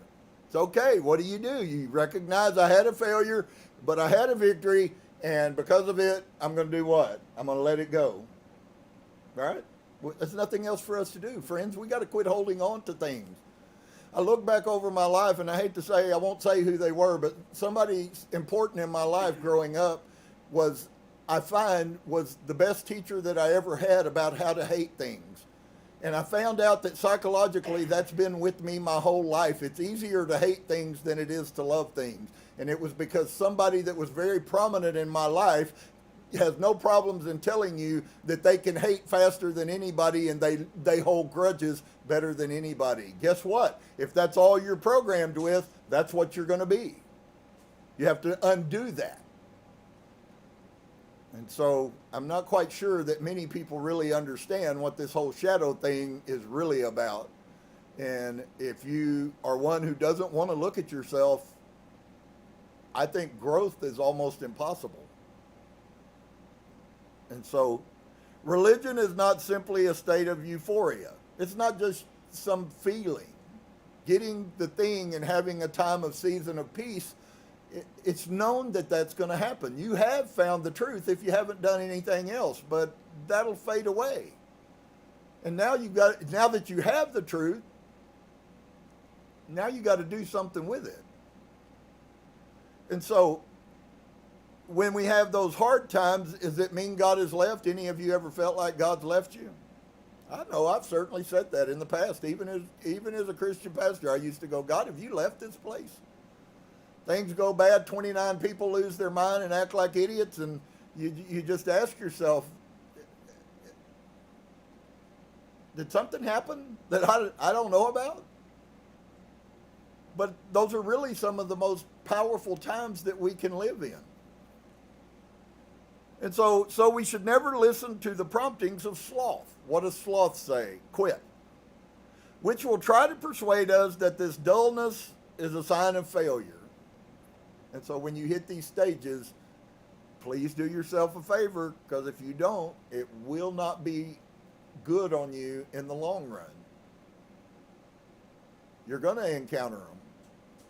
I will say that what your mind is and how you deal with them when you encounter them is what you should be focused on, not whether or not you will, because it is a fact, you will. There is no failure as long as we continue to make an effort. So you messed up, you know what you need to say? I messed up. Now, I'm going to try to take this, and tomorrow I'm going to try to do better if I get into this situation. Maybe I'm going to be more attentive. Maybe I'm going to think clearer than I did. Maybe I'm going to look at something, perceive something, pay attention to something that I maybe yesterday didn't pay attention to. And then when you do that, you can count it all joy. Why? Because you learned a wonderful lesson that without going through it, you would have never learned. And it's really beautiful the way that Source loves us. I think he did it on purpose to, I don't know, kind of expose the tares in the wheat. I know that's a Christian thing, but the people who hear truth, it's not the people that hear truth, it's the people that do truth. And that's a heavy message for some people. So 32, they can be removed by the practice of concentration upon a single truth. Now, do you understand why it might be important that we have a higher consciousness? Maybe you guys know this, and this is old news to you. But this concept that the New Age is talking about, and all of these people that are channeling Pleiadians from another planet, and there's many of them, all of those people, if you listen to the message, you can pretty much figure out the ones who are tracking true and the ones who aren't. They're going to constantly teach you and so I asked the question, what, pray tell, dear one, does it mean to have a higher consciousness? Does it mean that you can continue to act unconsciously? In fact, to be quite honest with you, for those of you who haven't quite grabbed a hold of this, there's no question that it's actually the exact opposite of that and exactly what the word means. That means we have a higher consciousness. We are more conscious. So when you see people that walk around like they're lost in their own minds, they are very low consciousness. They walk into you, they never recognize that they walked into you. A higher conscious person, even if it's a bad situation, will do the right thing because their consciousness has brought it to them. So a lot of people walk around and they're lost and they have no vision, and they keep bumping into everybody and knocking things over and do everything out of time with Source, and they don't understand why it is. But they're really functioning on very low consciousness. How will we become enlightened? We will become enlightened by our minds being able to accept concepts that we otherwise could not deal with. And so that is a choice that we get to make. We have that power inside of us. That is to say, the truth of God's existence. God has many aspects, and so there are innumerable approaches to him. Patanjali will deal with some of them later in detail. This aphorism simply stresses the importance of single-mindedness. When the aspirant has chosen his ideal form of the Godhead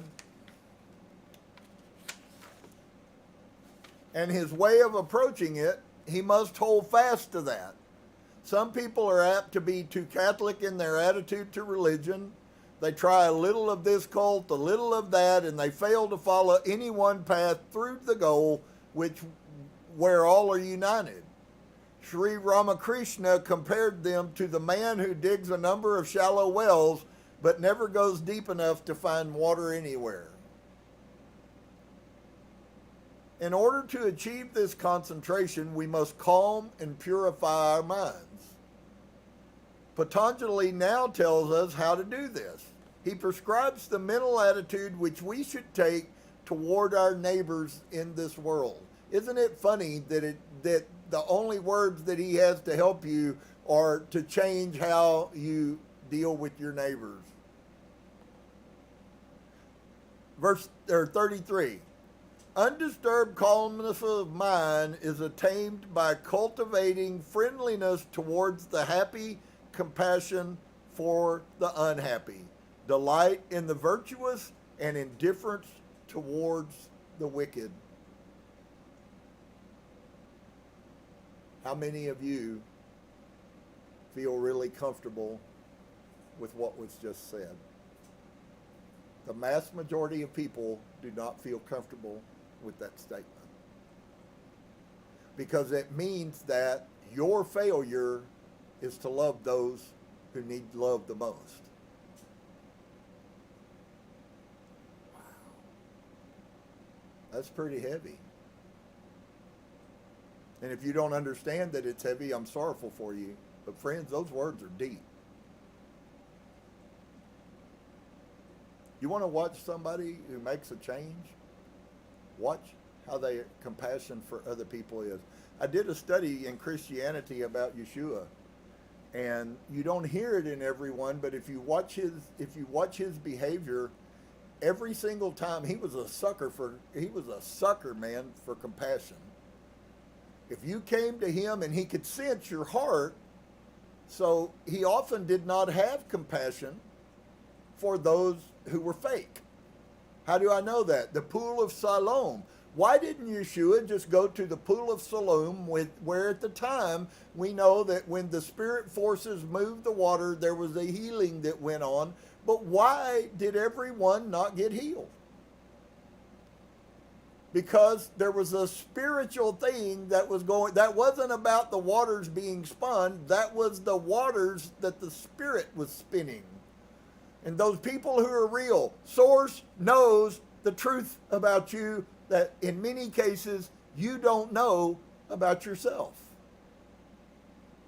That's why he created an Akashic record, so you would have an opportunity to see how little you really knew about yourself. That's what that's all about. That's why he lets you be the judge of you. Then you have nobody to complain about. You judge you. If you would judge yourself, you would have no need to be judged. People who go through the Akashic record don't need anyone to help them. When they're done, honey, they know their self in purity. Now, here's the thing. You can wait till you die and have to go to the Akashic records, or you can get that revelation right now on earth, and you can begin to sow and change your Akashic record. They don't have to be all the people that you hurt. There are times in the Akashic records of all the people that you blessed, of all the happy times that you said. So the question is like the Indian statement about the two spirits that live inside of every man. It's exactly the same thing. Whichever one of those two spirits you feed is the one that your life will turn into. If you feed the hate and the anger and the greed, that's what you'll have. That's what you'll sow. That's what you'll reap. That's what you'll get. That's what you'll see in the Akashic record. But there is another road that you can go to, and there's still time to change. If you're alive, there's still time to change. But it's up to you to choose to do that. And so, undisturbed calmness of mind, I want you to notice here, this statement has nothing to do with you other than the fact of what you do determines the state of your mind. Undisturbed calmness of mind is obtained by cultivating friendliness towards the happy, compassion for the unhappy, delight in virtuous, and indifference towards the wicked. All of those are the opposite ends of the same spectrum. Towards the happy, and yet compassion for the unhappy. Same timeline, different ends of it. And then delight in the virtuous. We love the good. We love when somebody does something good. We love to see virtuous people. We love to see people that care. And you can sense it and you can feel it, and it's wonderful and amazing. But on the other side, we also have to learn indifference to the wicked, so you don't get in bed. If you're hang out with more wicked people than you do virtuous people, there's a story there for you. You discern it for yourself. If we meet someone who is happy in his way of life, we are inclined to envy him and be jealous of his success. We must learn to rejoice in it as we take pleasure in the happiness of a friend. And I think if you'll stop, all of us were trained by our families and our society to be that way. How many times have you heard somebody badmouth or defame someone because they did something successful? It's happened as long as there have been humans on the earth. But we must learn to rejoice in the fact that they were blessed, that they did good, that they won, as we take pleasure in the happiness of a friend. Now that's really hard when somebody defeats you.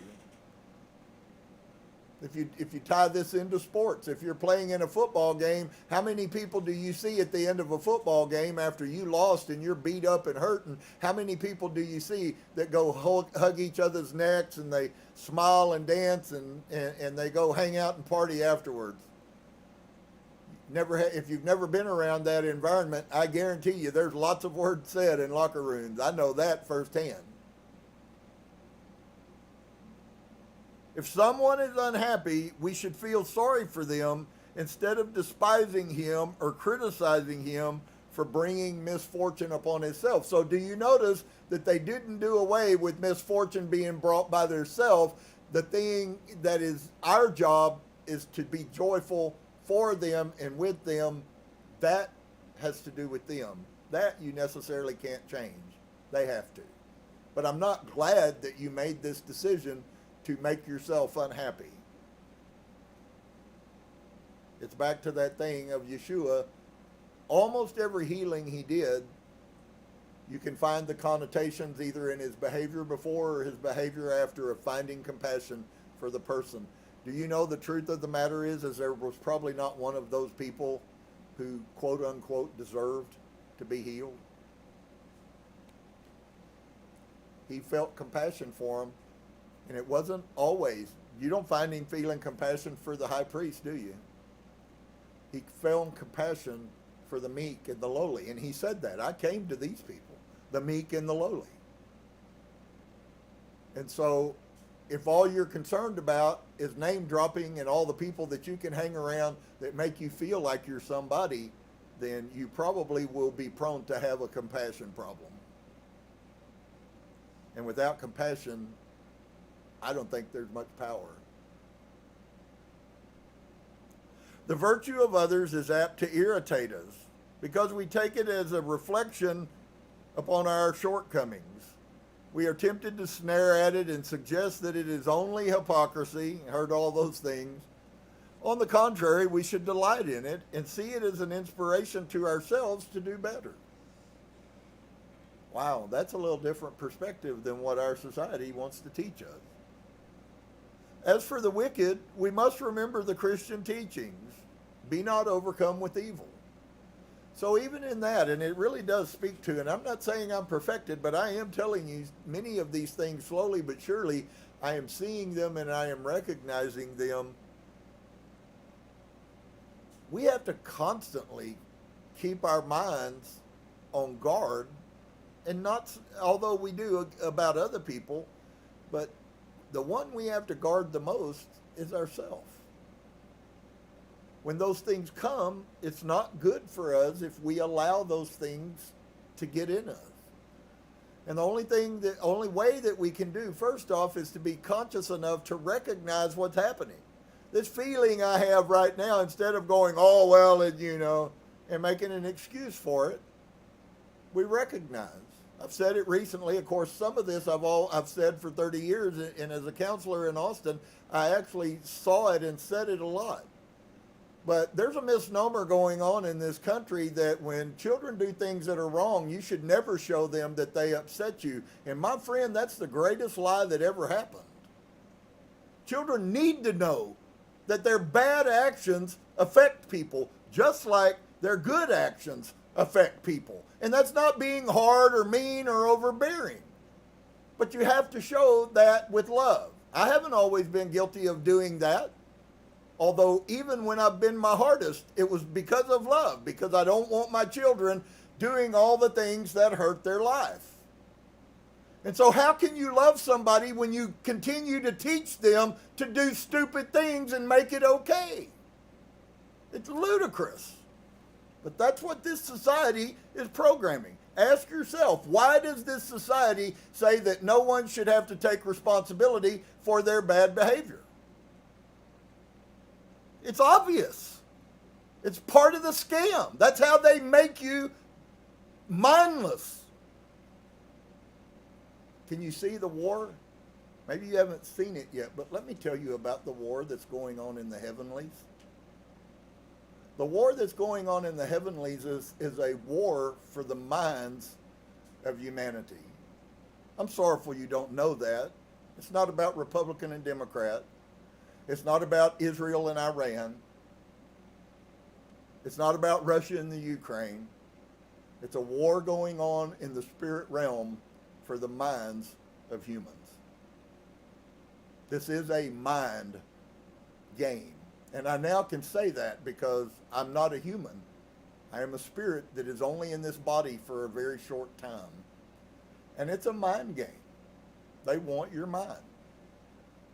And so they degrade the knowledge that they give you. They lie to you. They teach you all kinds of falsehoods. And because all of those falsehoods weaken you, they're successful. That's not a conspiracy theory. That's a conspiracy fact. That is exactly what they desire to do. Paul Harvey, once again, I quote him all the time on this. Paul Harvey wasn't wrong when he told us that it was the dumbing of America. He saw then. That's intentional. Intentional. I listen and I've talked to people and I listen to people talk and there's people with college degrees that can't function. They can't write papers, and then we have other people that are so deep that have college degrees. So I came to a conclusion.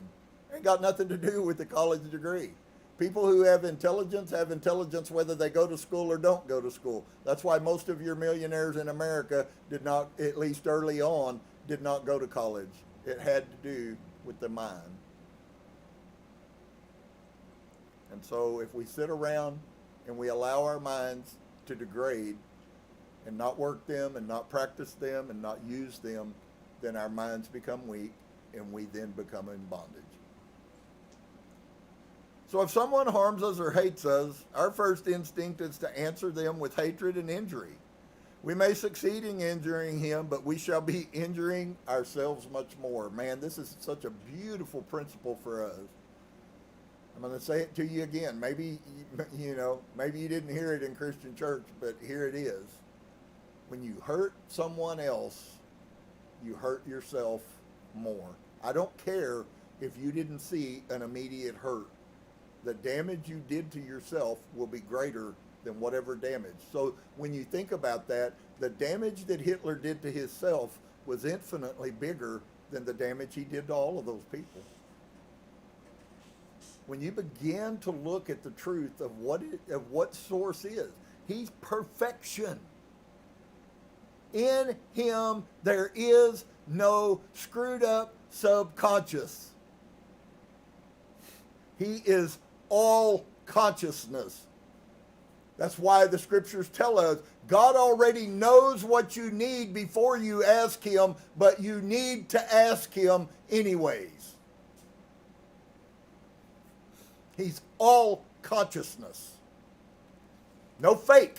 We're right now, even according to the best scientists, we're not functioning on but 5% of our consciousness. Everything else is in our subconscious.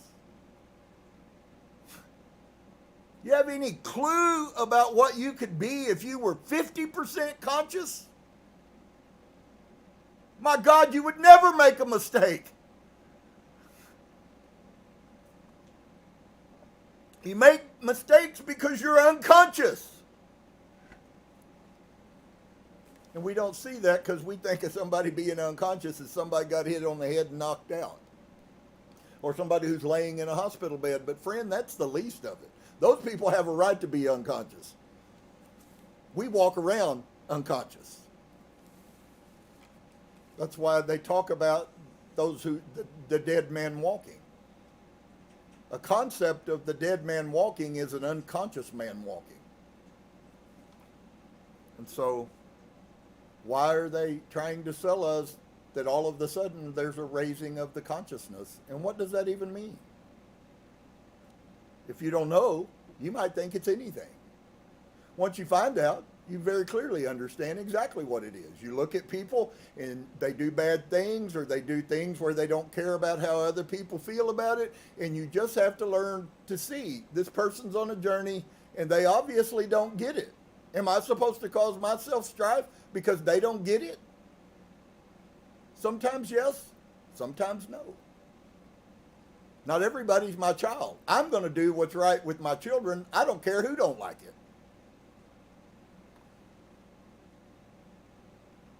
But I assure you one thing, the Father is always going to do what's right with us, whether anybody else or whether we even don't like it. He's still going to do what's right. And if we were made in his image, we actually have that ability inside of us. I tell people all the time about rough love. Soft love is the worst thing, and that's all this society wants people to be. Now you can go do things and you go to prison for 5 weeks and they let you out after you murdered 5 people. I mean, maybe some of you, like myself, have looked at that and you go, wow, how long is it going to take before there is no punishment for killing people? It affects all of us. Remember, what you do affects them, but it comes back on you. And so very often we'll discover that we ourselves are partly to blame for someone else's attitude. The relationship between the aggressor and his victim, the murderer and the murdered, is not always one of simple guilt and innocence. It may be very complex. There may be provocation on both sides. Our proper approach towards our fellow human being is summed up in one of the first Hindu monastic vows. The flies seek filth, the bees seek honey. I will shun the habit of the flies and follow that of the bees. How many times do you have that you know someone, or you have been someone who always, and I'm a lot more towards this bent, so I know it's true because I'm recognizing it already.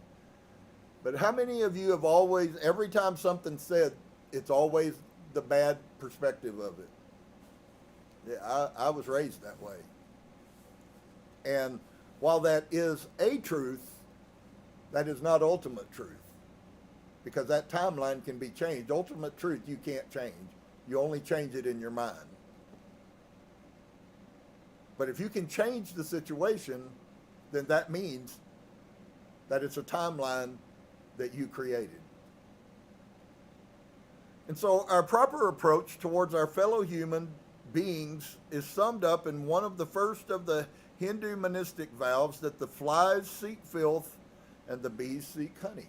So here we have a beautiful little aphorism, a simple little question we ask ourselves every day, 1,000 times a day. Am I seeking filth or am I seeking honey? Am I seeking filth or am I seeking honey? You go around a friend of yours and they immediately start bad, and before long you're right with them going, yeah, I know that person there, blah, blah, blah, blah, blah, blah, blah. Are you seeking filth or are you seeking honey? Very powerful, simple, but very powerful. Because I think if you'll begin a little bit of a journey of checking this out over this next week, I guarantee you'll find out that you're one of those that seeks filth more than you think you do. I'm not saying that that's what you do all the time. So wherever we're at, then we now have the power to recognize that we are there Be honest about it, not push it down, but admit it. I got a problem there sometimes. And that's fully okay. Because until you do that, you'll never open the door to yourself to heal from it. And that, once again, is what shadow work is all about. I will refrain from finding fault in others and look only for the good which is in them. Wow. That would revolutionize our society, friend. If that one principle were taught by everyone to everyone, this would be a different country, different world. So the things that they're talking about higher ascension, it's going to come on because Source speaks to people and ignites that person inside, and that person goes and spreads that light, and then he opens up another one and he ignites their light. It's not about you finding some spiritual revolution. It's about you finding out who you are, so you can be what you actually are and what you were meant to be, which is love. It is love on the most perfect level. And so look only for the good which is in them. Wait a minute. This book got thick pages. Sometimes it feels like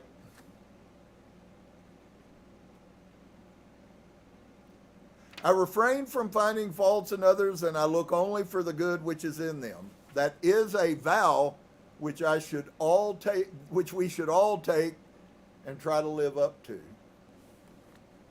One of the things I find out about sometimes this spirit thing is it's made to be a lot of other, what do they call it? There's a name they call now. Woo-woo. Yeah. A lot of these life-changing concepts, everybody wants the woo-woo. They want the spiritual thing where the spirit guardian comes and tells me. I haven't found the spirit guardians to function at all in the manner I hear other people talking about. But I find often that my spirit guardians, after the fact, I'll look back and I'll go, wonder how that worked out so nice. There's plenty of people out there telling people how the archangels and the spirit guides function, folks. They're probably not going to come stand beside you and hold your hand and give you 100% directions. That would be changing you. They don't have the power to change our free will. That is one thing humans have that the spirits don't. We have free will. Even Source will allow you to do stupid things. Wouldn't you think that God Almighty, who knows everything there is, wouldn't you think that he would? Have you ever heard people say this? Well, I just can't believe a God who would. You got to ask yourself a question. Did God do that, or was that actually done by man? If it was done by man, then it was Source standing true to his word and allowing free will to rule and reign on this earth. Your spirit guides are not going to do anything for you. They're there for you, supporting you. They're going to maybe guide you. How do they guide you? Oh, well, you got an intuition. Oh, and you say, oh, I heard that inside, but I don't want to do it. And you don't. You go off and do whatever your head wants to do. And you didn't listen to them. It wasn't them, but they're not going to make you. They're not even going to grab your hand and help you open the car door. You got to open it yourself. And there's people that are kind of trying to sell that nonsense to people, and it's really horribly destructive because it takes away you. It's Christian all over again. It's just got a different name with a different house. But it's the same thing. Why don't you do the right things all on your own without needing help? Then when Source needs to send a guardian angel or an archangel, wonderful. They gave me a little intuition in my ear, and instead of doing that, I did this. I'll never forget, I was at Robert's when Robert played football in New Mexico. Wonderful life. Source blessed us massively. No question that that's true. And I was up there visiting with him, and I had to come home. I had services. This was a Friday. And I walked out to get in my truck. He was gone to school, and I walked out to get in my truck, and something said to me, don't go. Now, you can say that it's true or isn't true. I don't know what your spiritual deal is, but I'm very clairaudient. He speaks and I hear it. And I walked around, I remember it, man. I was so bad, it's like I got 14 hours on the road, so I'm going through this with myself, right? I got 14 hours on the road and it's 10 o'clock and I should have been gone an hour ago. And I went through this and all of a sudden I turned around. I was walking, pacing on the floor, on the ground downstairs. And I walked around and all of a sudden he said, okay. I got in my truck and drove and made it about 100 miles from Albuquerque, and there's a stretch of run that we drove on every single time. It's this long 2-hour road with nothing on either side. It's just straight road. And I got there, and guess what happened, friend? I sat in traffic for an hour because there was somebody from Austin, Texas, in front of me by about 5 cars who was dead because of the car wreck. I would have been in that car wreck if I'd have been there. Now, you call your guardian angels, but you know what? If I'd have got in my truck and left, I'd have died. He wouldn't have told me to stay if I was supposed to go. And so, unfortunately, you don't get those kind of things all the time. Some people never experience them. Some people experience them often. I think it's a matter of how open you are to hearing from him instead of listening to what you have to say. Wasn't any question. I would have told you if you'd have been there with me, man. God just told me don't go. You only got one choice. Either go or don't. I didn't, and it saved my life. You have to decide. Not everything is a life or death, but everything affects your life. So maybe we could then take that vow every single day. Would it be a blessing to me if I trained my mind to think in a different manner than what I've always thought? Kevin Powers, a prophetic guy who I've known many times for a long time, he used to say, you are what you eat. And I understood exactly the principle. What you put inside your mind is what you are. If you're a positive person, well, what about some of us who ain't so positive people and lived a whole life, 60 years of ain't so positive? Huh? I know one. Yeah, I'm that ain't so positive guy. But I've just watched Source do so much that even if I'm still struggle with being positive in bad situations, I'm very positive in recognizing him. And as we grow, we can learn how to recognize him more. Maybe it is in the little struggles that we have. Maybe what I needed more than anything was to pace around and then to have, and I don't say that Source killed somebody just so I could have a lesson. There was certainly a lesson in it. If somebody died and he told me not to stay, I was 200 miles away from there when he told me not to stay. How did he know that 3 hours later I was going to be right where that wreck was going to happen? And then even more so for me, it didn't work for anybody else, but even more so for me because that person was from Austin, Texas, which is exactly where I was headed. You think there's that would have read in the newspaper, 2 people from Austin, Texas killed on highway in New Mexico. 4 hours away, and Source tells me to stay. You ask yourself how really is. I don't have any doubts of that. So I hope that you will take these things and recognize the love that he gives to us. Is it always fun? Not necessarily, but it's always good. And even when he tells me the things I don't like to hear, and sometimes that happens, I'm sure it doesn't for y'all, but it does for me. He has no problems in telling me what ain't right.